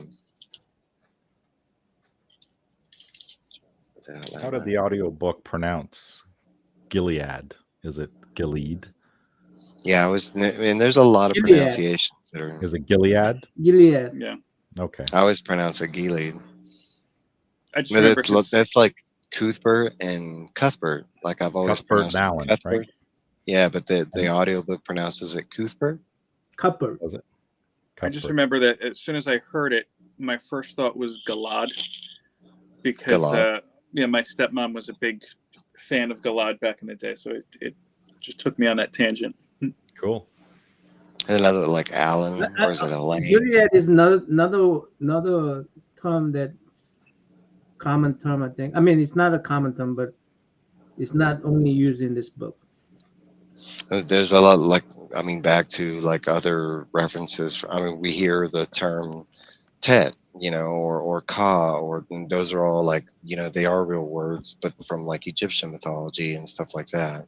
And if you do go look up the meaning, they are in line with the Stephen King meaning, Ka being a force of destiny or faith or something like that. So, okay, during this time, we get a couple different things. We get Jake that, all of a sudden on page 41, he does the spark of dark. The magic trick that lights a fire. Yeah. That is not shown to Jake. It is just something that he picks up. It is a recurring theme throughout the series, I will state, without being spoiler. But if you haven't noticed by this point, there are certain times where Jake is repeating things that he has heard from Roland, like he answers with a Yar. Stuff like that, but this is specifically like something that Roland catches, that, and it strikes him odd, that he's about to sacrifice this kid that has picked up something that only gunslingers know, but the whole spark of dark and the whole act of betrayal thing, really rubs Roland wrong at this time, and that's really when he starts questioning, should I go ahead and do this sacrifice kind of thing. Um, we get we get a lot of no rush from Roland. Like he's not in a hurry to do this, and a lot of that has to do with the betrayal. I mean, Roland is talking out his ass immensely during this occasion. It's because of the guilt that he's already like pegged Jake as the sacrifice. So during this moment, Jake is very quiet, cold. Like even at one point, he even references himself as a poker chip. Like specifically back to Roland, even though Roland doesn't know what that reference is, it's still taken as the reference is supposed to be taken, like in vain. I mean, he read the guy's mind. I mean, Yeah, that's what, because the book never states that yet, but Roland does have that consensus, and that does line with the touch from The Shining, and it's kind of stated a couple different times during the story where Jake is a lot like he tells Elaine, but Elaine also had the touch, and he was like psychically linked. But at this point in the story, there's a lot of different threads that Stephen King is dropping that Roland somehow, I mean, not Roland, Jake is somehow like has this psychic edge, like he knows things, like he picked up on the sacrifice thing instantly before Roland tells him the story, which Namman referenced a second ago. Gilead. I like that. It sounds like Camelot kind of. Yeah, playing a lot of D&D, that's where I pick up the words to pronounce them in those ways. There's so many different pronunciations. I never knew how a lot of these were pronounced until I started talking to other people or listening to I always thought it was Cuthbert, not Cuthbert. I was influenced by audiobooks though, so All right, so we're getting into the fourth chapter here. Roland and Jake continue in the mountains for an unknown amount of time. They are basically blind at this time because there is no light. They're disorientated. Roland constantly talks during this due to his guilt, which I mentioned. Roland talks of a ball. It's like a gala kind of thing. Jake is quiet during all this. He doesn't even want to hear all this backstory at this point because he has already came to his decision that he knows what Roland's going to do. They do find a handcart. Jake asks Roland about his past. Roland tells a story of how he became a gunslinger. Also includes revolt and betrayal. And I'll stop it there because that story we're about to get into is the David story that Nauman referenced earlier. So a couple things during the fourth chapter that we can touch on real quick. wow. This stream is about almost 3 hours. Yeah. We want to break up Alright. we want to break up the drawing of the three. Are we going to break Yeah, up we're the breaking- drawing of the three? All the other books are broken into two parts after this. Okay, good. Okay. They have to. They're too big. Yeah, they're too big. There's another small one in there. So we get a couple different references. Page 160, we get the first terminology of quartet, which is also referred to as Tet of the Gun. Quartet is like a group brought together by faith or destiny. Us. Tet of the Gun are specific Us. gunslingers. The actual gala that I mentioned is called the Sowing Night Cotillion. We get a reference of the Kamala, which to a new reader doesn't make any sense. To constant readers, we do know what the Kamala is, and it is dope as hell. We also get mention of Gabrielle, Roland's mother, Gabrielle Viserys. I don't know how you pronounce that. Viserys, I don't know. But Gabrielle of the Water, it's another note that she does not carry the Deshane name. She keeps her like maiden name, I guess. They never state why this is, but technically she is queen. And this is not pointed at, but at this point it is to note that Roland is a prince, just not, he doesn't wear a crown, or, his dad technically does not go by the term king, but he is a king. No, And we did that's one mention the dragon, the Eye of the Eyes Dragon. of the Dragon. Mhm. Since we did mention that book, did you take it as the person in that book is at least ancestor of Roland? Yes, and it's specifically supposed to. So it's supposed to be a generation right after King Arthur is when that story takes place, and if you know that story, Walter is also a character in that story. Yeah, yeah. So Walter is it kind of abbreviates how long the Man in Black has been around. Like especially if you would have read that in continuity, like the way I read it, I came across Walter first and then the Gunslinger. So right, right. it kind of like painted a different picture that this Good dude night, is John. really old. All right, so back to that, we do get a quote from Martin during that flashback at the we see a couple different things. We see Martin dancing with Gabriella, setting up something that's going to play out in the future, and we see Martin specifically make a direct quote about Roland going around in circles, which for constant readers they know what that quote directly ties to. um, Yeah, King Arthur is definitely one of the references. I mean, one of the things that he take from King Arthur stories, Merlin and all that stuff, the wizards. mhm. All right, so moving on, we got Oh, and Merlin's supposed to travel back in time, by the way, guys. Right? yeah. Age is backward. So after hearing the story of David, which is the flashback that we hear that Jake specifically at this time asked to hear about, we hear about how Roland bested court. Jake and Roland. Wait, I fast forward. We hear about how the story of David and how Roland bested court and became a gunslinger. We get this like it's really the first story about how Roland friended someone and literally sacrifices him in this quest of the tower. At the time, it's not a quest for the tower; it's literally him become a gunslinger. It's also stated that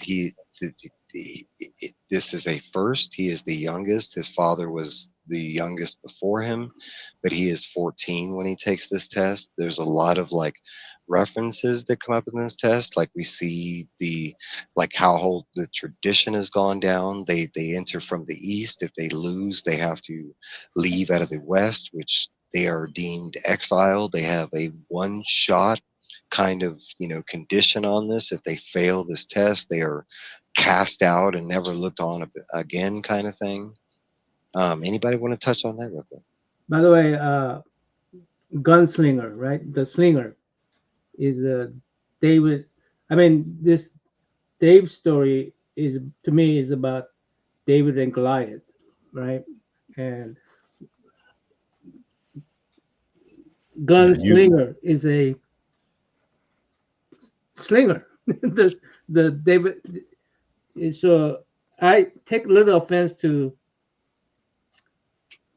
Todd McFarlane taking Gunslinger from making that popular over our Gunslinger.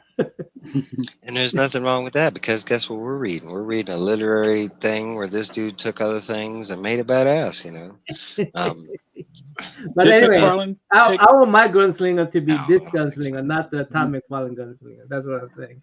I mean, you Yeah. could say as reference to the And gunslinger, the but slinger, nothing else stands out. to me, slinger references the the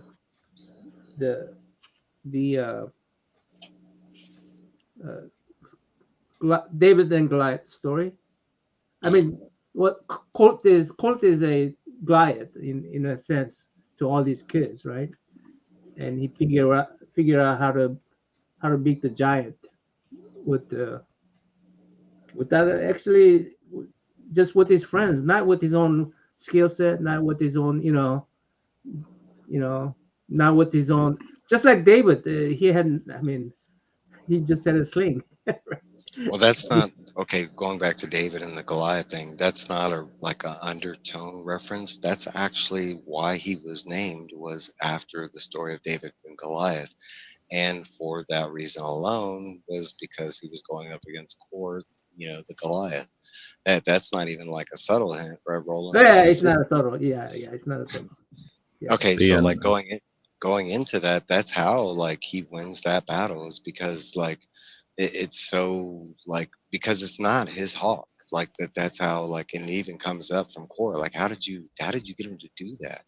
And he tells him, because I friended him. Like, I didn't demand him to do this. I didn't train him to do this. Like, I asked him to do it, and he did it. Like, and that's how he's able to become the youngest gunslinger, is because he literally tricked his master, and his master just, he wasn't quick enough. And it goes back to that lesson that we saw the first time we meet David with Elaine, and Elaine hesitates for that second.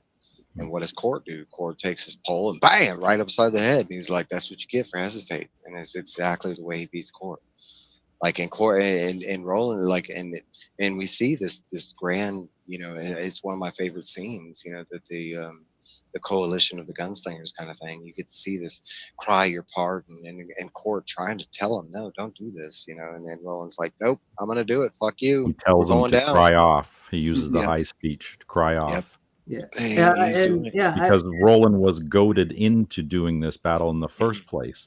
It was Martin. Roland's first real push of pride because of what Martin did. Martin did this on purpose to Roland to get him out of the way. Not necessarily to kill him, because he knew he wasn't going to get killed in this thing, but he wants him out of the way so that he can move his plans forward. So how does he do it? He goads him into fighting Court too early. And he falls for it. Yeah. And He's a 14-year-old kid, so he doesn't understand the subtleties. Like we've said all along, Roland is a single-minded. He doesn't think three-dimensionally. He never has, never will. He doesn't have that imagination. He is just driven. Even in this fight, from the very beginning, he has the mindset of what he's going to do. It's exactly the way he sets it up, and it's exactly the way it's performed, minus a couple different things which he recalibrates during the fight. Like there's a moment where Court tries to gouge out his eye, and he literally like rolls out of it at the moment when Court was about to get him, like pop his eye kind of thing. There's a couple other big things that happen right after this, right? Because he gets his guns, which we find out the key is on Court's belt.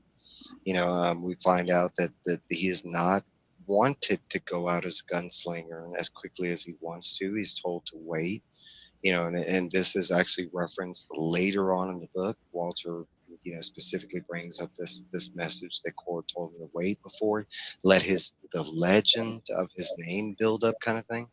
And that same tone, it's the moment when his friends, they have to see him at a different level, because now he's a gunslinger kind of thing. But it's also like him turning to his friends and telling them to wait to take the test themselves, that he knew that he was able to do it, but he also knew that they wouldn't be able to do it at the moment they were at, kind of thing. So it's kind of like, throughout this whole story, there's been this duality that happens. And again, right here, from the moment he gets his beginner guns, we find out he doesn't get his dad's guns, guns that he has present. He does get like they're just apprentice guns. Yeah, apprentice guns. But we still see that even though, like, he was able to get through these trials and tribulations, the friends, and that comes up in this, with the David thing, that he couldn't bring them along at the same time, kind of thing. And we get the hint in the story that it is to come. And he does state in so many ways that Alan and Cuthbert are gunslingers at one point during. Yeah, they just don't tell how they got their guns, and when that happened, they just did get them. Phil, how do you like this particular part of the story? I mean, to be honest, I took it all as backstory at this point. Yeah. It certainly was an exciting part of it, but I just kind of took it for face value. Oh, yeah, they're building the character. What's that? It was an exciting story, you say? No, it was an exciting part of it. Again, I just kind of said, yeah. What was your response to that? Like him, like actually using David and like it coming off as a weapon. Yeah, and then we're coming. I mean, a 14-year-old boy doing this. How do you take that? I mean, again, I just took it as this is my whole thing. My whole thought since we went back to the Cook scene was just it's obviously this is a very hard life filled with not so nice people, as we've seen constantly throughout the book. So to me, it didn't surprise me that, okay, this is his upbringing. This is what made Roland who he is right now. This is why he. I don't know. I got a general sense that even every interaction he's had with a person, I feel like he's never actually 100% trusted or believed in anybody. And I think things like this is 100% why. Half because, the people who he had a liking to, like the cook growing up, ultimately were trying to betray him. And now you have, as a 14-year-old, like you're saying, it's like, this is what I have to do. I understand that. Yeah, right before this, going into this, and it's good food for thought. But right before this, you have the whole Martin and the Gabrielle scene, and Martin him spurring into this whole jealousy of like, potentially Martin and Gabriella doing stuff behind the king's back, kind of thing. So it's another act of betrayal that spurs him into this. I have to get my guns. I have to do this regardless. And this is that first motif, that he's willing to do whatever to, achieve the thing that he's after at that moment, a recurring thing that we see throughout the book. I can't remember. Does Roland's dad, does he talk to him when he goes to the brothels? Yes. And then he explains that he was disappointed.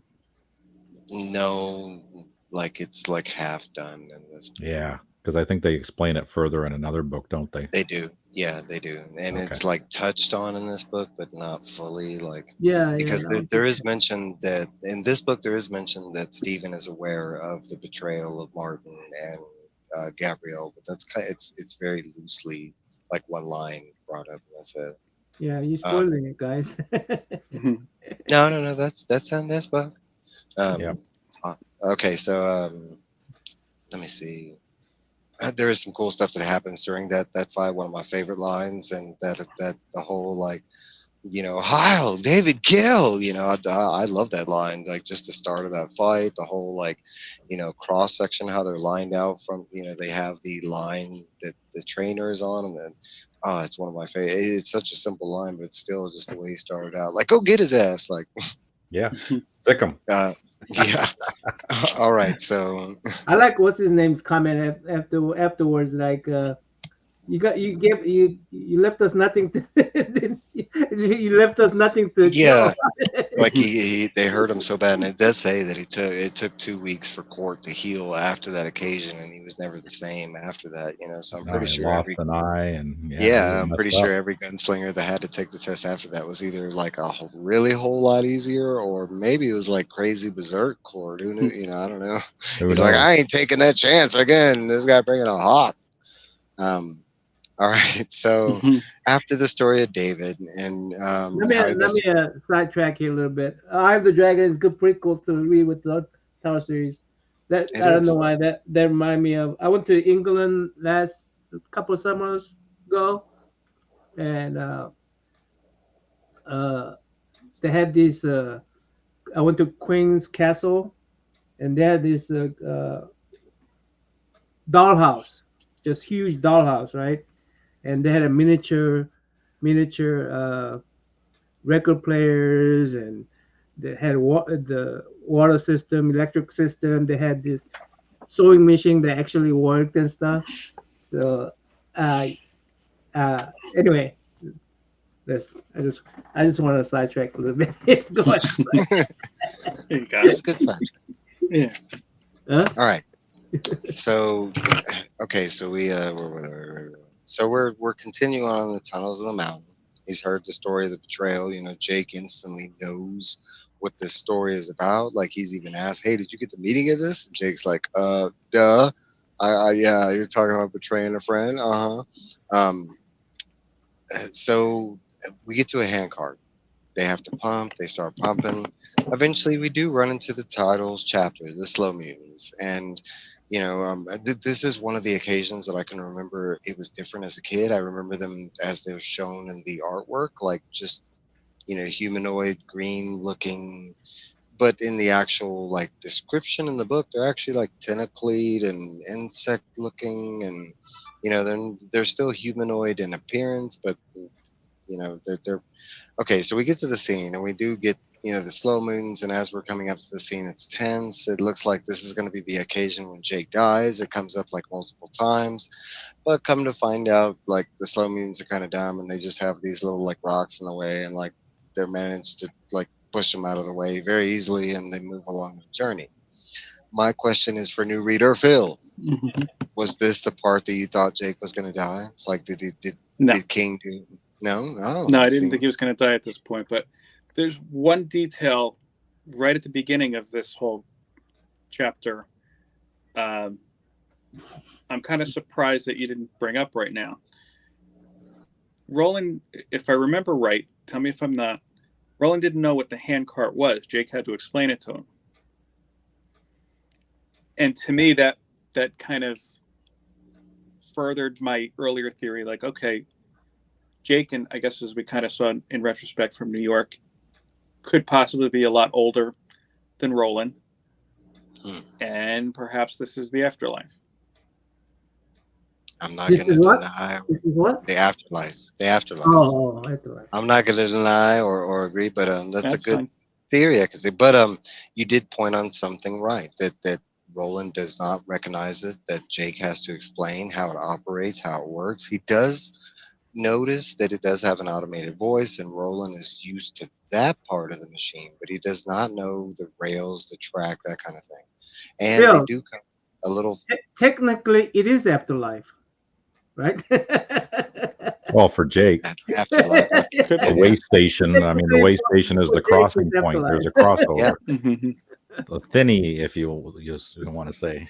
hey. All right, so we do eventually in the point a little further on. We do get to like a subway station, and then again, Jake is the one that recognizes it, and not Roland. He even references at it as a subway station, and it's another turn of phrase that Roland is not familiar with. So you're 100% Think of that. like that. We're getting closer to what feels like Jake's world versus the role, the world that we're in currently, kind of thing. And it's like steadily going as we're in the mountain, right? Because they start out and they're just walking on the tracks, and eventually they come to the hand tracks, and that's when they come across the handrail, or the hand cart. Sorry. Um, see, we get a major thing in the chat in the flashback, but this is for constant readers, but the major clue for later. But we get the chassid. I don't know how to say it, but the chassid. And if you know what that is. Let's just say it's all 19. That is a very huge clue, to the future of the series, and it does come up later on Be right in back. the series. And I can say people are usually lost on the reference, so remember chassid, and you won't be lost when it comes up later on. So let's see, we got. There's some mentions of a person named is Shimi, which at this point has come up once in reference, but it's another time when Roland thinks about him. Often, when Roland has thought about his past friends, it's characters that he's brought up a lot, like Court, Cuthbert, Alan, Jamie, but there's some other ones that he has referenced. Shimi is one of them on page 186, and we get a couple different times that he comes up. Vanny is another one that I haven't really brought up yet, but that's Roland's tutor. I mean, I want to say he's been brought up like a couple times in this point, but nothing in huge relevance or anything. Um, so at this point in the story, Jake knows the story on why Roland is on this quest. He knows about the tower. The poker chip reference is on 187, kind of thing. There is this strange thing as they're going through the tunnel. They are accompanied by a weird friend the whole journey. I don't know what the reference is, but it's the river. The whole constant they are in this tunnel, they are always with water, and there is an expression that is told throughout the book. If there'll be water if God wills it. I don't know what the significance. What the friend, the water is always there. Maybe it's like touch of God. I don't know. All right, so eventually in this story, after we get to the slow moons, they do get to the subway, and the subway, for reference, is a kind of futuristic kind of scene, right? It's stated that it used to be like a civilian looking type place. It has like a clothing store, weapon shops, and food stores. but everybody there is in like military gear, and it looked like Roland referenced that they died of like a gas or something like that. Was hinged at that this used to be like some public place that got turned into like a military installation that eventually got gas attacked or something like that. Roland does end up grabbing a dilapidated bow that he does take with him. They get to a point in the journey where the handcart starts going up, and once they start going up a good distance, that's when we finally get Walter, the Man in Black. They are greeted by the Man in Black. He appears. He instantly shouts. The tunnel around them starts decaying so bad that the tunnel cart, the at this point they are on their, they're off the hand cart. They're having to walk because it is going upwards, and due to the loud hello that they are greeted with, the rails start shaking, and of course, this is when Jake is falling to his death. At this moment, Roland literally has to make a choice whether to follow the Man in Black or to save Jake. And unfortunately for Jake, he chooses his quest and follows the Man in Black. And we get one of the most famous lines in the book. Go then, there are more worlds than these, which is a major Lords of the Ring reference. If you know the Gandalf scene, fly, you fools, that is directly what this scene is referencing in that sense. But let's talk there. What you think about this? I mean, we're getting to the end. Roland is right there with Walter in his grasp. Walter causes this echo, and we get Jake falling to his death, and Roland just, okay. What you think, Phil? I mean, I wasn't surprised it happened. Just you see how obsessed Roland is. It's kind of like he's trying to track down Moby Dick. At the time, I kind of missed it a little bit, and I had to rewind. Like, oh, that's just how they did it. Like, it felt so anticlimactic the way Jake died that I was like, all right, so one, we're going to learn a whole lot more in the scenes to come, and two, I wouldn't be surprised if later on in the series Jake is miraculously alive or has survived or dead again or undead again or something like that.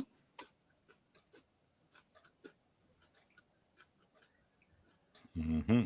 I'm muted. I love that theory, and it's a great theory, but I'm not gonna deny or No worries. Confirm. But okay, we kind of had, there is merit behind that, right? Because Jake literally died in New York that we're kind of familiar with, but somehow he's here, right?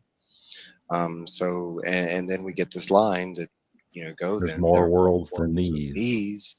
that reading that as a kid, it always implied that the possibility that could be what, was right there. Like, and that's, I think, Honestly, exactly. that's what I thought too. When I thought too. So Yeah, Let and me that's ask you this. the very first appearance of the multiverse before Marvel and DC did it. There you Stephen King had it in his books first. Animal So- House had a multiverse too, guys. Yeah, Animal John House? Hughes. Yeah, John Hughes. Remember Animal okay. House? Yeah. Yeah. National Lampoon. Yeah. All right. So, okay. So, as a new reader going through this experience and coming to this part, it's been hinted at heavily in this part, but finally we get to this moment where Roland does sacrifice Jake. What were the feelings like towards Roland? I mean, does it even depend on your judgment, Roland? Like, does it change the protagonist status in your mind when you? I wasn't surprised what he did, but I still in the back of my head was like, oh, this dick. Yep. That's exactly it. Like, why do you have to do that? I can tell you my thoughts as a kid. I was surprised, but I can tell you it didn't hurt my outlook on Roland. The way I took it was this was like something that he had to do. I will say in the revised version, I remember the scene a little different. I want to say it didn't go down exactly like this, but it was close. But I remember the original version, Roland not having a choice so much. Like, it just happened, and then he had to save Jake, and it just, he just couldn't do it in time, kind of thing. This one, it was more like, it's interesting that you said that you remember it like that, because you had said earlier that King's revisions were meant to make Roland seem less colder, I guess, in the beginning. But now it kind of sounds like at the end, if anything like that, he was colder than the original. I think though in this book, it was more possibility that your theory is right.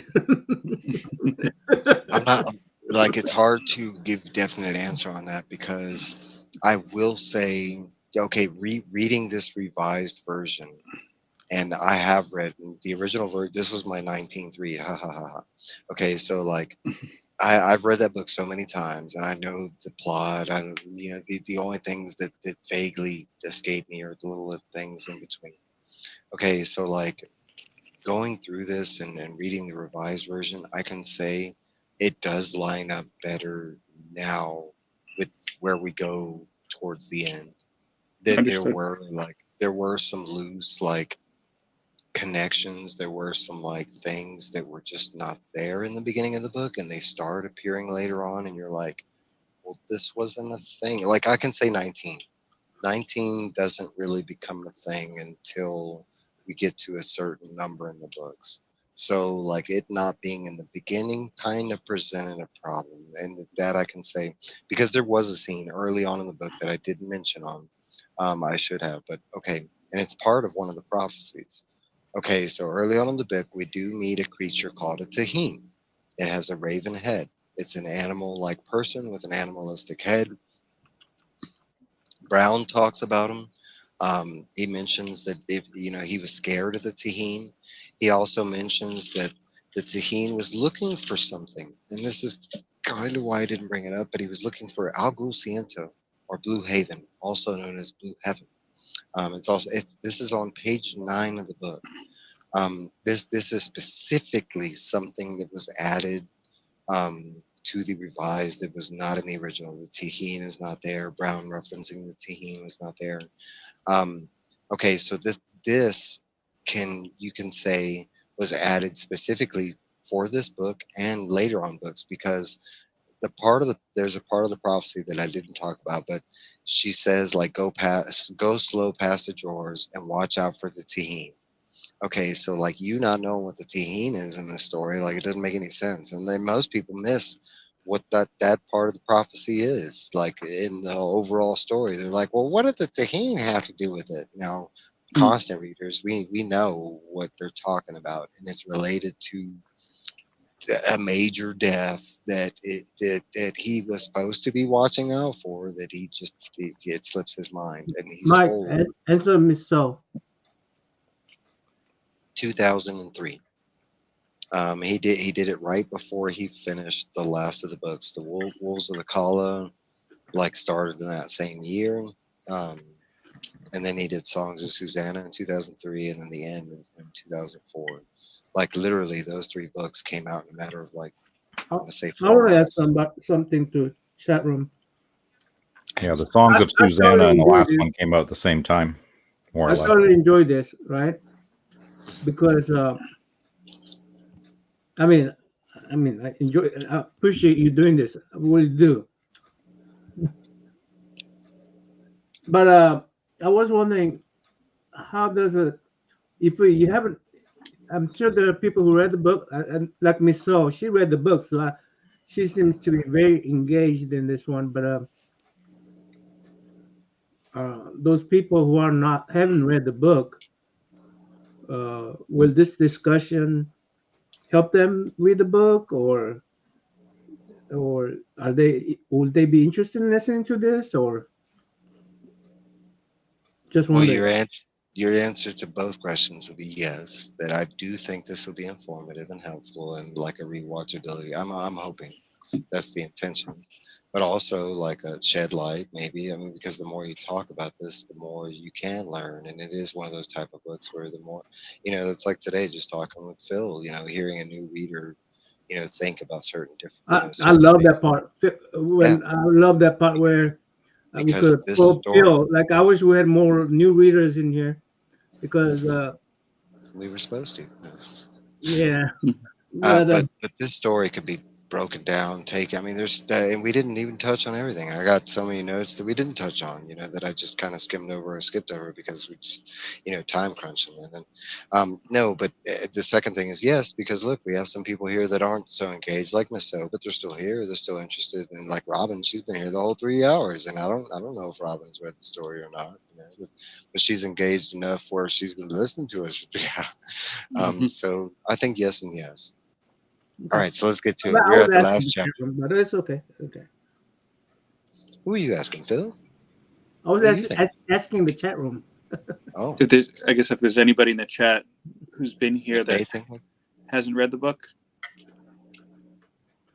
I don't know. We didn't ask the chat that. I guess we should ask the chat that. Is there anybody here that I know? Oh, we can Trev, do that for the future. I know Trev hasn't read the book, and he was here earlier. There's 10 people still in the chat. Thank you. All right, so let's get to it. The fifth and last chapter, The Gunslinger and the Man in Black. Tina hasn't read it. 207. Okay. Oh, Would this make you read it, Tina?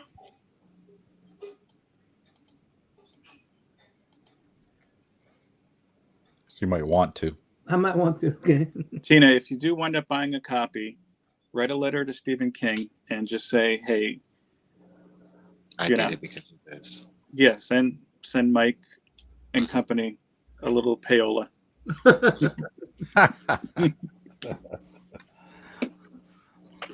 So we get to chapter 5, The Gunslinger and the Man in Black, pages 207 to 231, our last chapter in the book.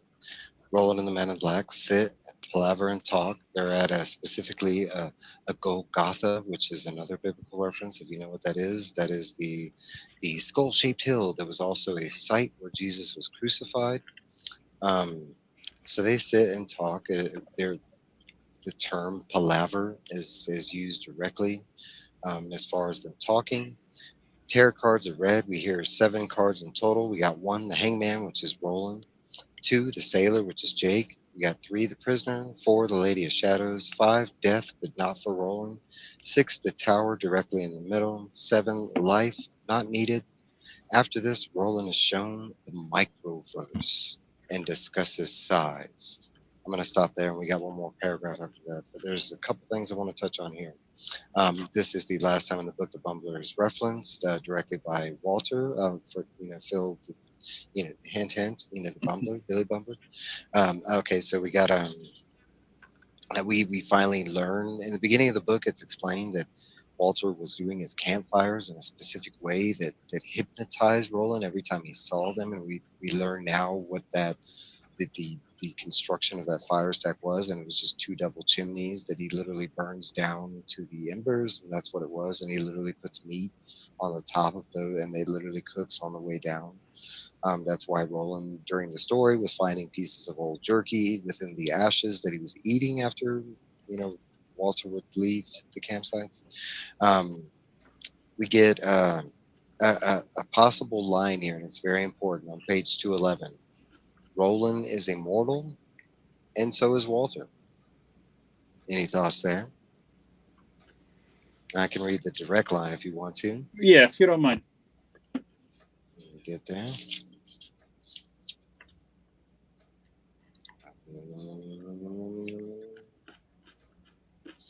The gunslinger said finally, I expected an older man, and he's talking in reference to what the appearance of Walter. He says, why? I'm nearly immortal, as are you, Roland, for now, at least. I could have taken a face for which would have been more familiar, but I elected to show you the one I was born with. See, gunslinger, the sun said. See, it doesn't surprise. I missed that whole part in the book. I'll say that. It doesn't surprise me, only because even in that what you read there, it gave me the whole meeting. The thing that stood out to me was that I felt like Walter knew who the gunslinger was. Like he knew more about the gunslinger, and the gunslinger was like, "This is our first time meeting." I mean, especially the stuff with the tarot cards and everything. I didn't take it as prophecy. Maybe I should have. I thought it was a way of him getting into Roland's head. But again, the whole thing I thought of is like, okay, either Walter really knows who the gunslinger is because whatever, he's been spying on him or whatnot, or Roland just, I don't want to say has some sort of amnesia, but has some sort of like a black spot that they've met before, but he doesn't remember for some reason. Well, you're not wrong, and you're not wrong, and then I can answer some of that, and some of that I can't answer. But like, I'm gonna go all the way back to the very beginning of the book, and something I didn't touch base on, and it's something that only constant readers would touch base on, but it's a clue. And I'll go back and I'll read you this little clue that ties into what you were talking about. But there's a moment when, at the very beginning of our journey in the desert with Roland, and for some reason, right after we meet Roland, Roland has a shudder and a hesitation. It's quoted as deja vu. Roland doesn't understand why. Now, to constant readers, we do know why. Now, to highlight what you were talking about, that this has a lot of prevalence to like what we're talking about with knowing and not knowing. It is heavily known that Walter does know Roland. I mean, he has known him for a long time. At this point, we do learn that Walter and Martin are the same person, that they always have been. It's Roland's dumbass, like not thinking out of the box, that they didn't get that they were the same person, kind of thing. Um, so he has been in Roland's life, you know, from the beginning that we're shown, kind of thing, as far back as flashbacks that we know, Martin was there. Um, there's some other stuff I can't really go into that will be brought up within the book that you touch base on. But yeah, I mean, this is this whole culmination, right? That not only does Walter know Roland, but knows a lot more, right? Because he literally starts doing like, hey, look at this. Okay, well, look at it this way. And Roland still doesn't get it. And then he's brought into this like hologram, like projection style, like Ready Player One virtual reality. Like, okay, well, I'm going to show you everything. And he literally shows him the microverse. He starts out in small size where it's like, ants and blades of grass. And then it's like, he goes up into the, you know, the worlds, and then he goes out into the universes and blah blah, and it even goes into like past that. And even Walter makes a sign. What would there's a comment about like, well, what would you expect to find at the end of the known everything, like a sign that reads like, this is the known everything. Like there's a like, and it was like Walter trying to explain that there was always something after what kind of thing. And even at the end of that, but we do see a moment. There is a moment where, like, during this scene, there's a lot of prophecy, and it's stuff that doesn't make any sense right now that will make sense along the line, right? Okay, so, and Miss O, you're exactly right, but it is explained that Randall Flagg, Walter, Martin, that they all do look a little different, so it's not just the Superman taking us. Okay, funny. so because Walter's known to have like this weird mustache, and he's got this like slick, like he looks kind of mix of Middle Eastern. Like his appearance is completely different from what Walter looks like current, and it ties into his name. This is a common theme within the books that you learn, but that's one of the clues on how you can spot who Walter is, because his name always spells like, you can rearrange the letters and they always spell out to the same thing. Like RF is a big clue. Every time you see RF, it's usually Randall Flagg, or one of his. Like, he's a shapeshifter. It's what he does. Okay, See, so I saw every interaction at this part in the book. I didn't know. Honestly, I thought Walter yeah, was just antagonizing him.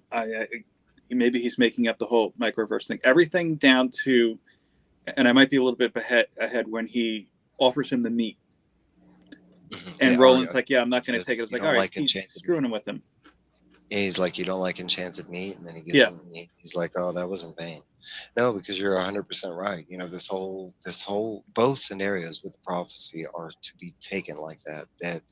That and Roland states it, that I don't know how much of this is a lie. I don't know, like, if I can take his word, kind of thing. Literally in this conversation, he doesn't take the prophecy for word. He takes what he needs from Walter about his quest in the tower, and that's basically like what he logs into the memory banks. But all the other shit, he was like, okay, yeah. I Like, don't but believe it. yeah, Mhm. but there's a lot of stuff that comes from, yeah, the tunnel vision, exactly, and there's a lot of stuff that comes from Walter's side because it's not 100% from there either, right? Because during the whole prophecy and him showing him the whole macroverse, the whole everything, Roland gets to a point where he sees further than Walter shows him. He sees the blade of grass, right? And he has to explain that to Walt. He was like, well, what was with the blade of grass? And Walter's like, blade of grass. And Walter's like, well, let me explain size to you. And he explains that, like, and he goes into the whole, like, sand and stuff. So this conversation goes within two things. One is you don't know how much, as a reader, you can take merit. This is the unreliable narrator scenario. But on the other hand, like, it also goes into showing you that this dude does have magic. He is a sorcerer and stuff like that, but he's not the all-knowing. And we also get, this is the major time in the book where we do learn that this guy is the second in command, or one of the guys under the command, that he does have a boss. The Crimson King is talked about directly, like, and even in the description where, like, Walter himself has never even met the Crimson King, that he only knows of him and what he wants through dreams and stuff like that. He, like, we even, there's talk about, like, the whole, like, at the top of the tower, and this happens on page 223, and Walter does not know. Walter even puts out a common question that you yourself should be asking yourself as you go through the story. Well, what's with the tower? What's in the tower? Why does Roland want to get to the tower? And Walter answers him. He's like, well, I mean, wouldn't you be surprised if you got to the tower and there's just a room? And ironically, after the betrayal and what he did to Jake, the sacrifice, right? Roland had this dream where, he was in a room at the top of the tower, and across from him at the top of the tower was a table with a candle on it, and across from him at that table was Jake's face that he was forever going to see because of what he did in the sacrifice. So it goes into showing you that Walter doesn't know everything, but maybe he's I not took wrong. magic as not that Walter or Roland has magic. They admit they're just mortal men, right? In this book. Well, I can say it's a common question that comes up a lot. Does Roland have magic, or does he obtain, or does I, Walter I, have I magic? take it more as magic affecting them rather than they have the magic. It's like I want to say, in my reading, especially with this reread, that there is definitely signs of magic on both ends. Like, not only in the faithful Ka version that the constant readers know, but I mean, that Roland actually, like, exhibits, like, magical traits. Like, not only in the age thing, because that's kind of later, but like knowing without knowing. I mean, like he don't know why he knows. For instance, ooh, Walter or Roland. Roland. I mean, that's right at I the beginning of the book. Okay, so, like, in a thought, you could say that is magic, because why, like, if he knew all this, why doesn't he remember? So, and specifically tied to that, there is a moment where Roland asked Walter about a glamour. The glamour is not referenced at all ever by Walter in this story, but Roland asks him about the glamour. Like, so you are What, led to what I'm believe that. saying is that it's just the nature of this universe. Oh, I think that's there the second they mention Merlin and King Arthur. And, because Merlin's, but I mean, and that's another thing that we need to touch base on. This whole story, Randall Flagg or Walter or he's not referenced as Randall Flagg at all in this story. But okay, so Walter O'Dim or Martin the Sorcerer, they are directly termed the whole book as sorcerer. Merlin is directly termed as a wizard. That is something you need to remember Yeah, every but time I mean, even right there, Roland admits that he's not a wizard. No, Roland is not like he's not like he was asked by Jake if he was a sorcerer and he says no. Nope, But that just a doesn't normal mean man. that I doesn't mean, mean the things that, like things he does with the coin is just this Things that he's universe. learned. This Those are is skills. something that you could learn, and in this universe, Gunslinger can do this. One of his but teachers Not was only basically Roland, a but Manny. anybody else. Vanny was one of those Manny people, so you learned from a lot of different types of teachers that were all had different skill sets. right, You but picked we up all do this stuff. see physical magic like in this book that Roland But exhibits operate a as the little John. different physics than our universe. That's all. Could it be that Roland doesn't realize that he has magic? Like he thinks this is just It's how I never do brought up. things? It's never brought up in reference in this story, but it is something that comes up later on in the story without going into spoilers. But like because, I mean, we're talking about it is. I mean, as you're going through the story, it does have a fantasy setting, and that's not like a spoiler or anything. It's there. Like, Mhm. I mean, And as you by the time you get to the end, it's a western slash sci-fi slash fantasy, right, with some let's romantic answer vibes. Miso again. Randall Flagg. Is basically the good man. The good man, Farson, Flag, they're all the Yeah, same person. yeah, they're all the same. Is there Shapeshifter. origin story anywhere in King's story? What? Randall Flagg origin story. Yeah, he's in the stand. I was answering her Yeah. question. Yeah, yeah. Stan was I think Stan is probably most descriptive of Randall Flagg. Hmm. That and Eyes of the Dragon. Eyes of the Dragon, I would say, is closer to his. Origin story. Yeah, that'll be I like it. lost Yeah. her. Oh, he jumped out and he's back in. Yeah, I did. Oh no, but his origin story is closer to Eyes of the Dragon, Randall Flagg. But I would say not even that. We do get his origin story, and that's in the eighth book, The Wind in the Keyhole. We do get like where he came from, how he is, like his first touch of magic. And that's not spoiler. That's kind of a major plot point of Yeah, the so eighth Phil, book. basically the location where Martin took Roland to have his little chalk, the location of where they are is significant. Yeah, I was really in Stan. I was really surprised that Randall Flagg didn't know what the other guys were going to do. So it's, definitely they are definitely they don't have everything known. So Def- tell us, Phil. I mean, Steve, why is this location so important?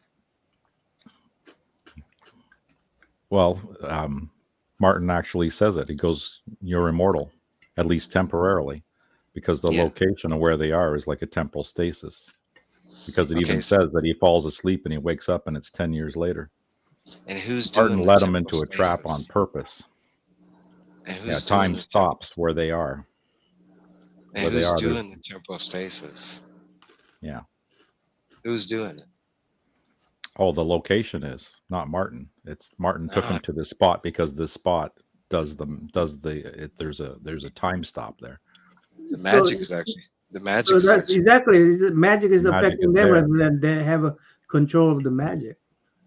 the magic that's going place. That's actually referenced as one of Crimson King's a bit like causings, like the stopping of time or like the speeding of time in that location is actually the Crimson King. Yeah. Hold on, 226. Yeah, because we actually get like reference to Crimson King's real name. He is referenced as Legion, you know, Yep. and we also get like the moment when, like Martin or Walter O'Dim explains, what's going on at that present location, and he says specifically that his master. That's when Roland asked him about his master, and Walter's like, "Oh, I never met the dude." Um, He talks to me in my dreams. yeah, he Tells me what talks. to do. He's like, "I never met him." There is some stuff that we can touch on, like in the real quick. There's some odd stuff that going back to what you had said before. There's some stuff that allows us to think that Walter knows a lot more, and not only like about this world, because at this point we do know that Walter has been to a version of New York, like, because Orzai. he is the one that kills Jake, right, in that version in New York. But he goes into this yard, he darkles, he tinks, and it's a joke towards Roland about the way he thinks and stuff. But it's also a real world reference that only like people living on Earth would recognize at that time. Like but there's like not only him showing in the macroverse, but he also kind of references things that only people from like our world would know, kind of thing. So I mean, they're kind of like letting you know that not only does he know kind of where Roland's headed and how it's going down, like he did that. I mean, up until this point, he's been leading Roland the whole time. I mean, you can say all the way from Brown to now that it's been a setup from the Man in Black to get him to this point, so he can just read these weird tarot cards, and like get him to the next point. And the funny thing is, the tarot cards come up, and most of it Martin knows and doesn't know. Yeah, I there's a lot mean, that Martin doesn't know. He yeah, has Let me- no idea what the hell it's about. He's like, Let me yeah, ask you, and just a yes or no. I don't think this would be a spoiler. Do any of the other books delve on what happened in this 10-year period that Roland was up on this mountain? yes. Okay. Steve was shaking his head. No, it's not like heavily explained, but there is like a moment where we later on in the books where we do find out like what was going on. Because that is okay. So like after they get done with the Clapper, right?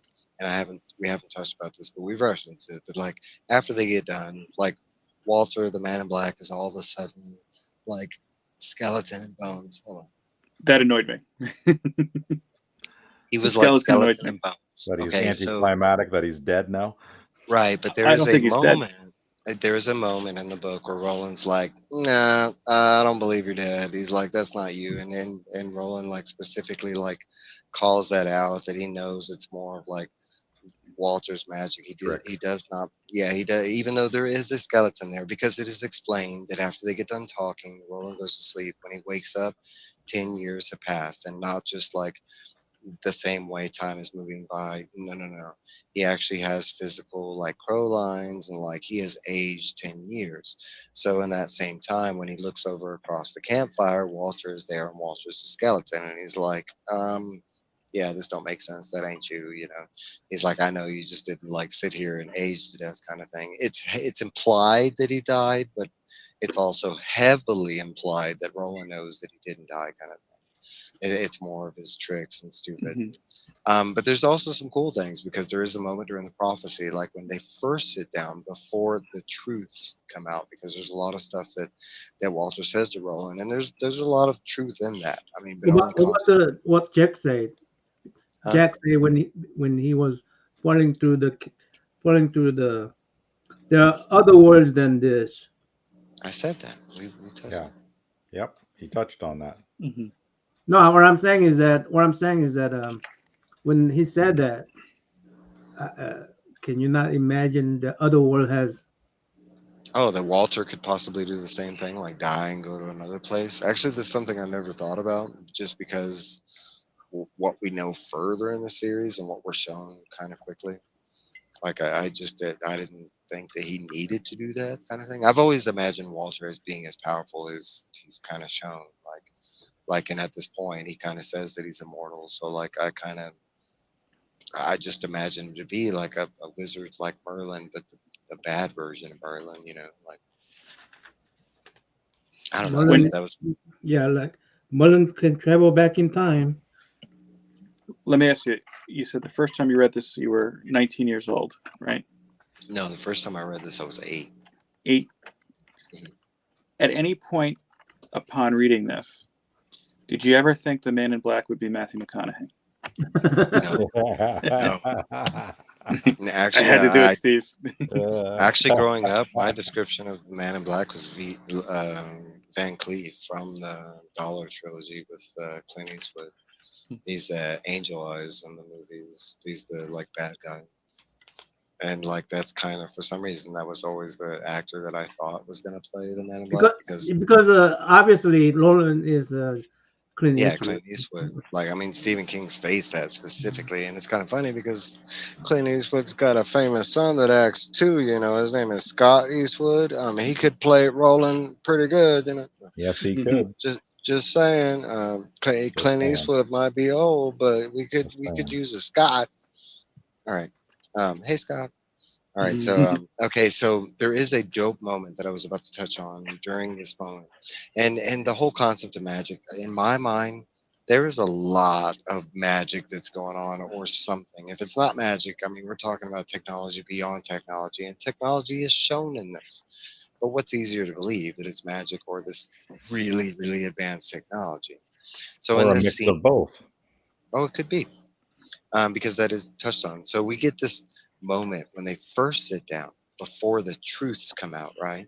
And Walter is telling him some stuff, and it gets to a point where they stop talking, and Roland's like, and I forgot to mention this, but Roland does fire at him when he meets him this time, and he unloads both guns, all 12 bullets, and misses all 12 bullets this time. Now, if But there that is a ain't moment, magic, then what is? Come on. He yes, never misses. and after this conversation, the first conversation, Roland is like, "My guns don't work. My bullets won't get to you, but I know my hands will." And he Yeah. literally lunges forward and tries to get Walter because he is in arm's reach. And at that moment, it's one of the cooler magical scenes because literally Walter coughs and just magically starts Uh-oh. backing out of reality, like and you're talking about he could go to other worlds. Well, that's literally what he does in that moment, because right after that he literally grabs Roland out of reality. They're not at that location anymore, and that's when he's shown the microverse. When Roland comes to, they are in this clearing, this blank space, so to say, and that's when he is shown, like, like everything starting at the ants and blah blah blah. But it is on that like act. It's actually after Roland literally tries to lunge and grab the Man in Black is when we see like a major magical moment, and it's literally like Walter fading through realities. It looks like it's just mentioned that he was there, and then his echo was there, and Roland's arms went through him, and just see a version of the Man in Black like fading, out of our reality, kind of thing. No. Yeah, I'm looking forward to that TV series. I'm not one of those people that are opposed to race swapping, gender swapping in stories. I'm not opposed to that kind of stuff. But when they come out with this, the race swapping of Roland, I was Yeah, so disappointed. it Not just it was because, a sign, huh? like how it was to me it was a sign on how far they were choosing to go away from the books. Like Yeah, and even from the preview, I was all like, none of those scenes like match up to. I was so disappointed because the uh, because that would have affected You my can't favorite put book 8 in the books and series, thousands Rise of of the pages Three. into one movie. Huh? Yeah, You can't yeah, put Mhm. thousands of pages and 8 books in one movie, even if it's 3 hours long. They couldn't even do that with the Lord of the Rings. yeah, Yeah, It's got to be a TV series. It's the only way to make it work, and it's got to go for multiple seasons to cover everything. yeah. I believe it needs to be done in a TV show. But I real would, quick, let's get back to it because we're right at the end, and I got a Let's time go. limit, and it cuts off in like 13 minutes. So we get one of the most important things. We get a question, the one question that Roland wanted to ask Walter this whole journey. Do you remember what that question was, Phil? And if you did remember what that question was, did it surprise you that that was the only thing he wanted to know from Walter? From everything he It, showed him, everything he told him, there was really only one thing he wanted to ask him. it doesn't come to mind. He asked him, "Will I win?" He literally wanted to know if he was going to make it to the end of the tower, if his version of the good was going to win. literally, like Walter's like, I don't know what to tell you, bro. Hasn't been written yet. Yeah, it's Yeah, not surprising. but that literally, when we get to the end, after all these prophecies, magic, blah blah blah, this journey, sacrifices, the one thing that we started out the one book, that we fled through the desert, and we get that Roland wants to be shown where the tower is, and he gets that. It's in the middle of the known everything, um, shown through the macroverse kind of stuff and through the tarot cards. We get that. But the real thing he wants to ask him is just, hey, do I make it there? Do I win? Like, do I do what I'm supposed to do? I mean, it's And not surprising because he's just so hyper focused. Mm-hmm. A tunnel vision of his again. Phil, I have a question for you. Sure. When Nolan, I mean, when the Man in Black asked, said that he was talking about Roland's mother. She, he bragged about how he got her and all that stuff, but then he said, but she never break. You should take comfort in that. Did you take comfort in that? Well, to be honest, anything that he said to Roland at this point, I was writing him off as a taunt. So, I guess I was kind of in Roland's shoes at that point, just being like, I don't care what you say because chances are it's not true. Well, he does. He doesn't lie. But do we know that? I like Especially this. at this point in the story. Even Roland said one thing that Man in Black is not known for is lying. So in this book, Yeah, he does state that. Mm. And even in the past, it stated that was something that he didn't need to do. That the treachery and deceit that he wove in the past, it was not built on lies, kind of stuff.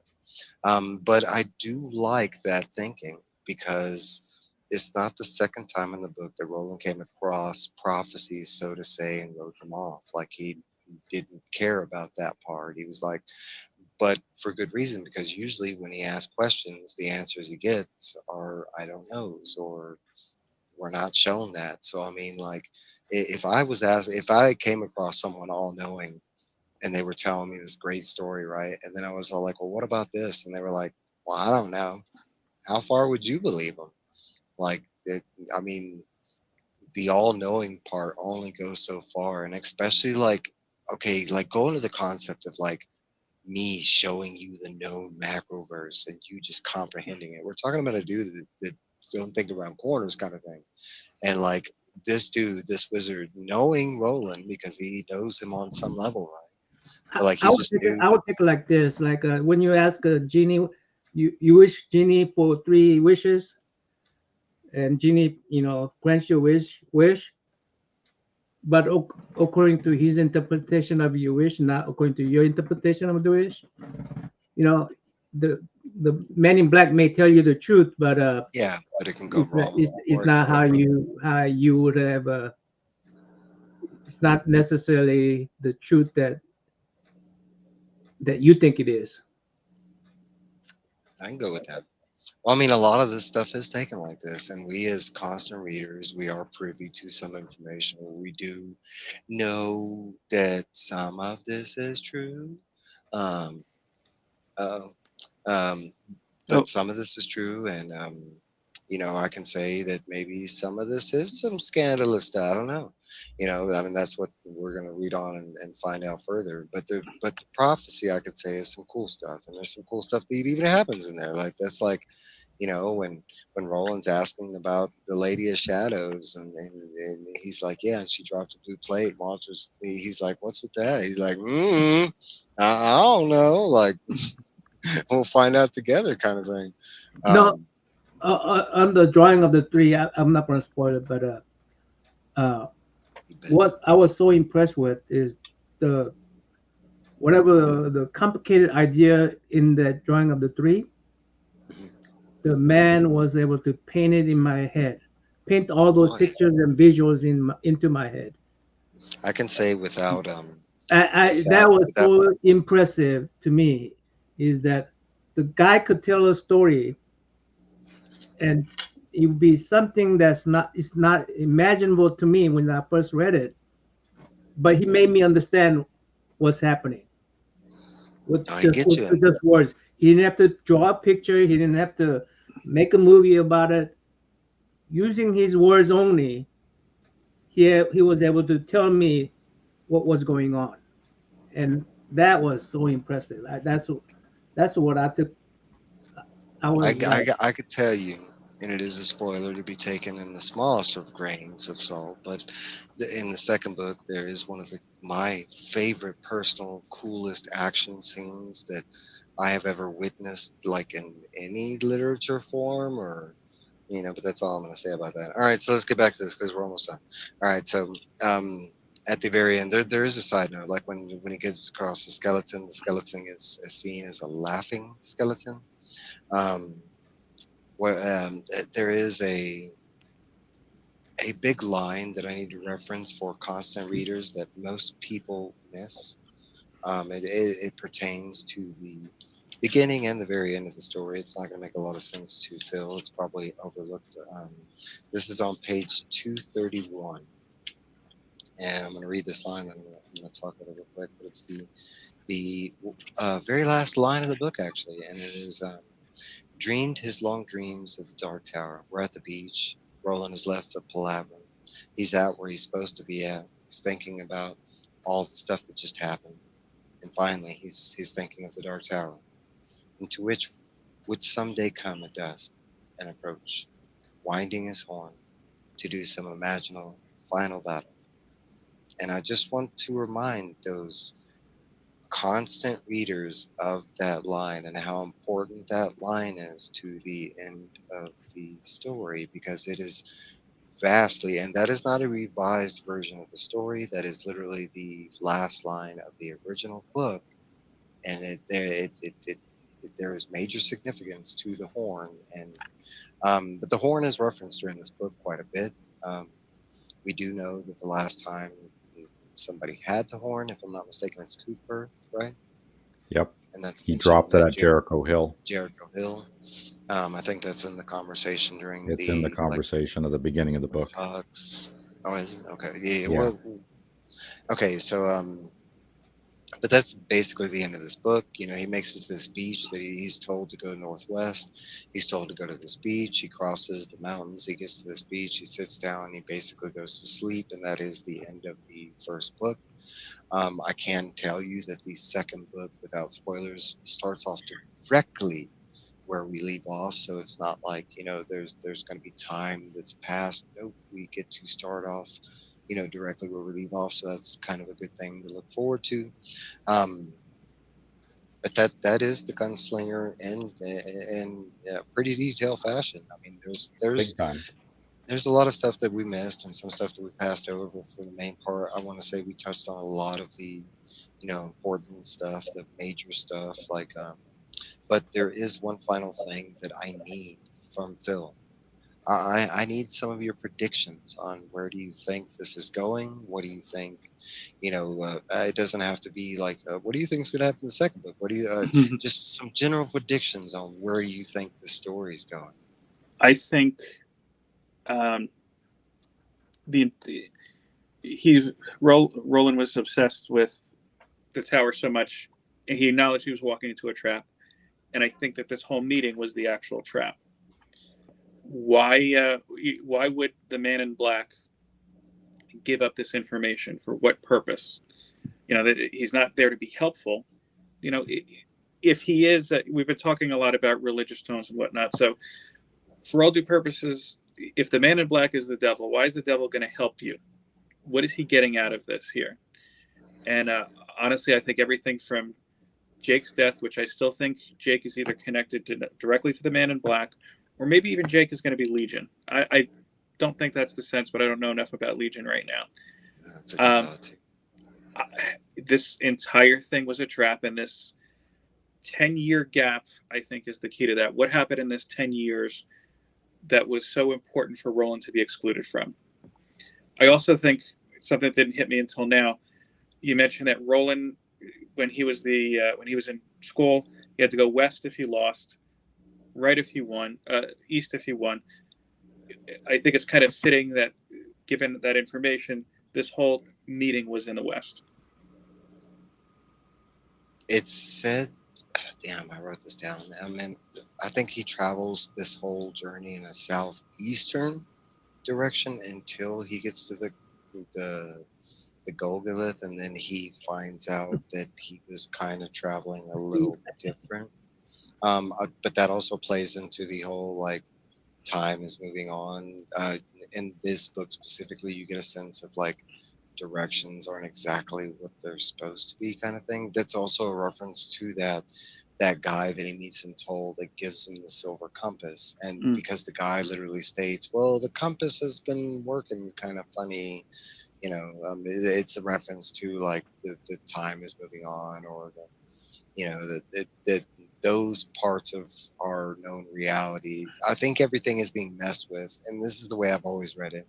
That not just time, but like everything but gravity is pretty much like moving at a weird like kind of pace, kind of thing. Even the way he talks about his past, like it's always talked about in this long ago fashion, and the words are used precisely like, and the way that time moving forward, you can either gather like one or two things, like either like like one day equals like 10,000 years kind of thing, or like time's kind of weaving in and out where it's like it's just like cuts of a ribbon where there's just parts missing, kind of like the 10-year gap thing. So I mean I think a lot of the elements in this world that we're being introduced to are in play like that. Like they just don't have like, because you find out through the series, and that is a known thing, that maybe there are some inconsistencies, because at one point like it said that Roland's traveling this way, and at another like a very short time later it's stated that he's traveling in a whole another direction, and it can be seen as like King just misreading his notes and making inconsistencies, or I chalk it up to that whole like the world, the time here and the world here is just moving weird and differently for some weird reason. But that is kind of a known thing throughout the series, is there is some inconsistencies with some details like that, but they're details that don't have any prevalent. I mean, like, yes, there is a map of like Roland's journey throughout this whole thing, but like if you look at the map, it makes no sense. And like, especially when you do look at the map and you're like, that's the way he went. Like, it really but it fits into what you find out throughout the journey. Roland's just kind of plod along. Like, I mean, there is no, and that's where Carl play. We didn't even talk about that, but that's where Carl plays a big part of this journey. Is 'cause he's not really like making decisions. He's not a born leader. He's more like he's like a good soldier, kind of thing. And he's just doing what he's told. And in this case, it's more like Ka is telling him what to do, because his whole sense of direction is like, well, I believe this is the way. I'm just going this way. Up, like this is the way. And that's kind of how he goes about everything he does up until it's an action scene.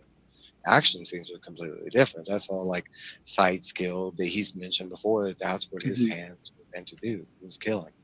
Everything else, it's kind of like, well, yeah, I mean, yeah, even when he sleeps with Allie, he's like, well, if Ka wills it, I guess I'll sleep with her. Like it's kind of this ordained thing that he can't escape. He's like, well, destiny put her in my path, I guess. Even though I don't find her attractive, I might as well. Like, I don't know. I mean, but that's kind of his thinking throughout this whole like first book.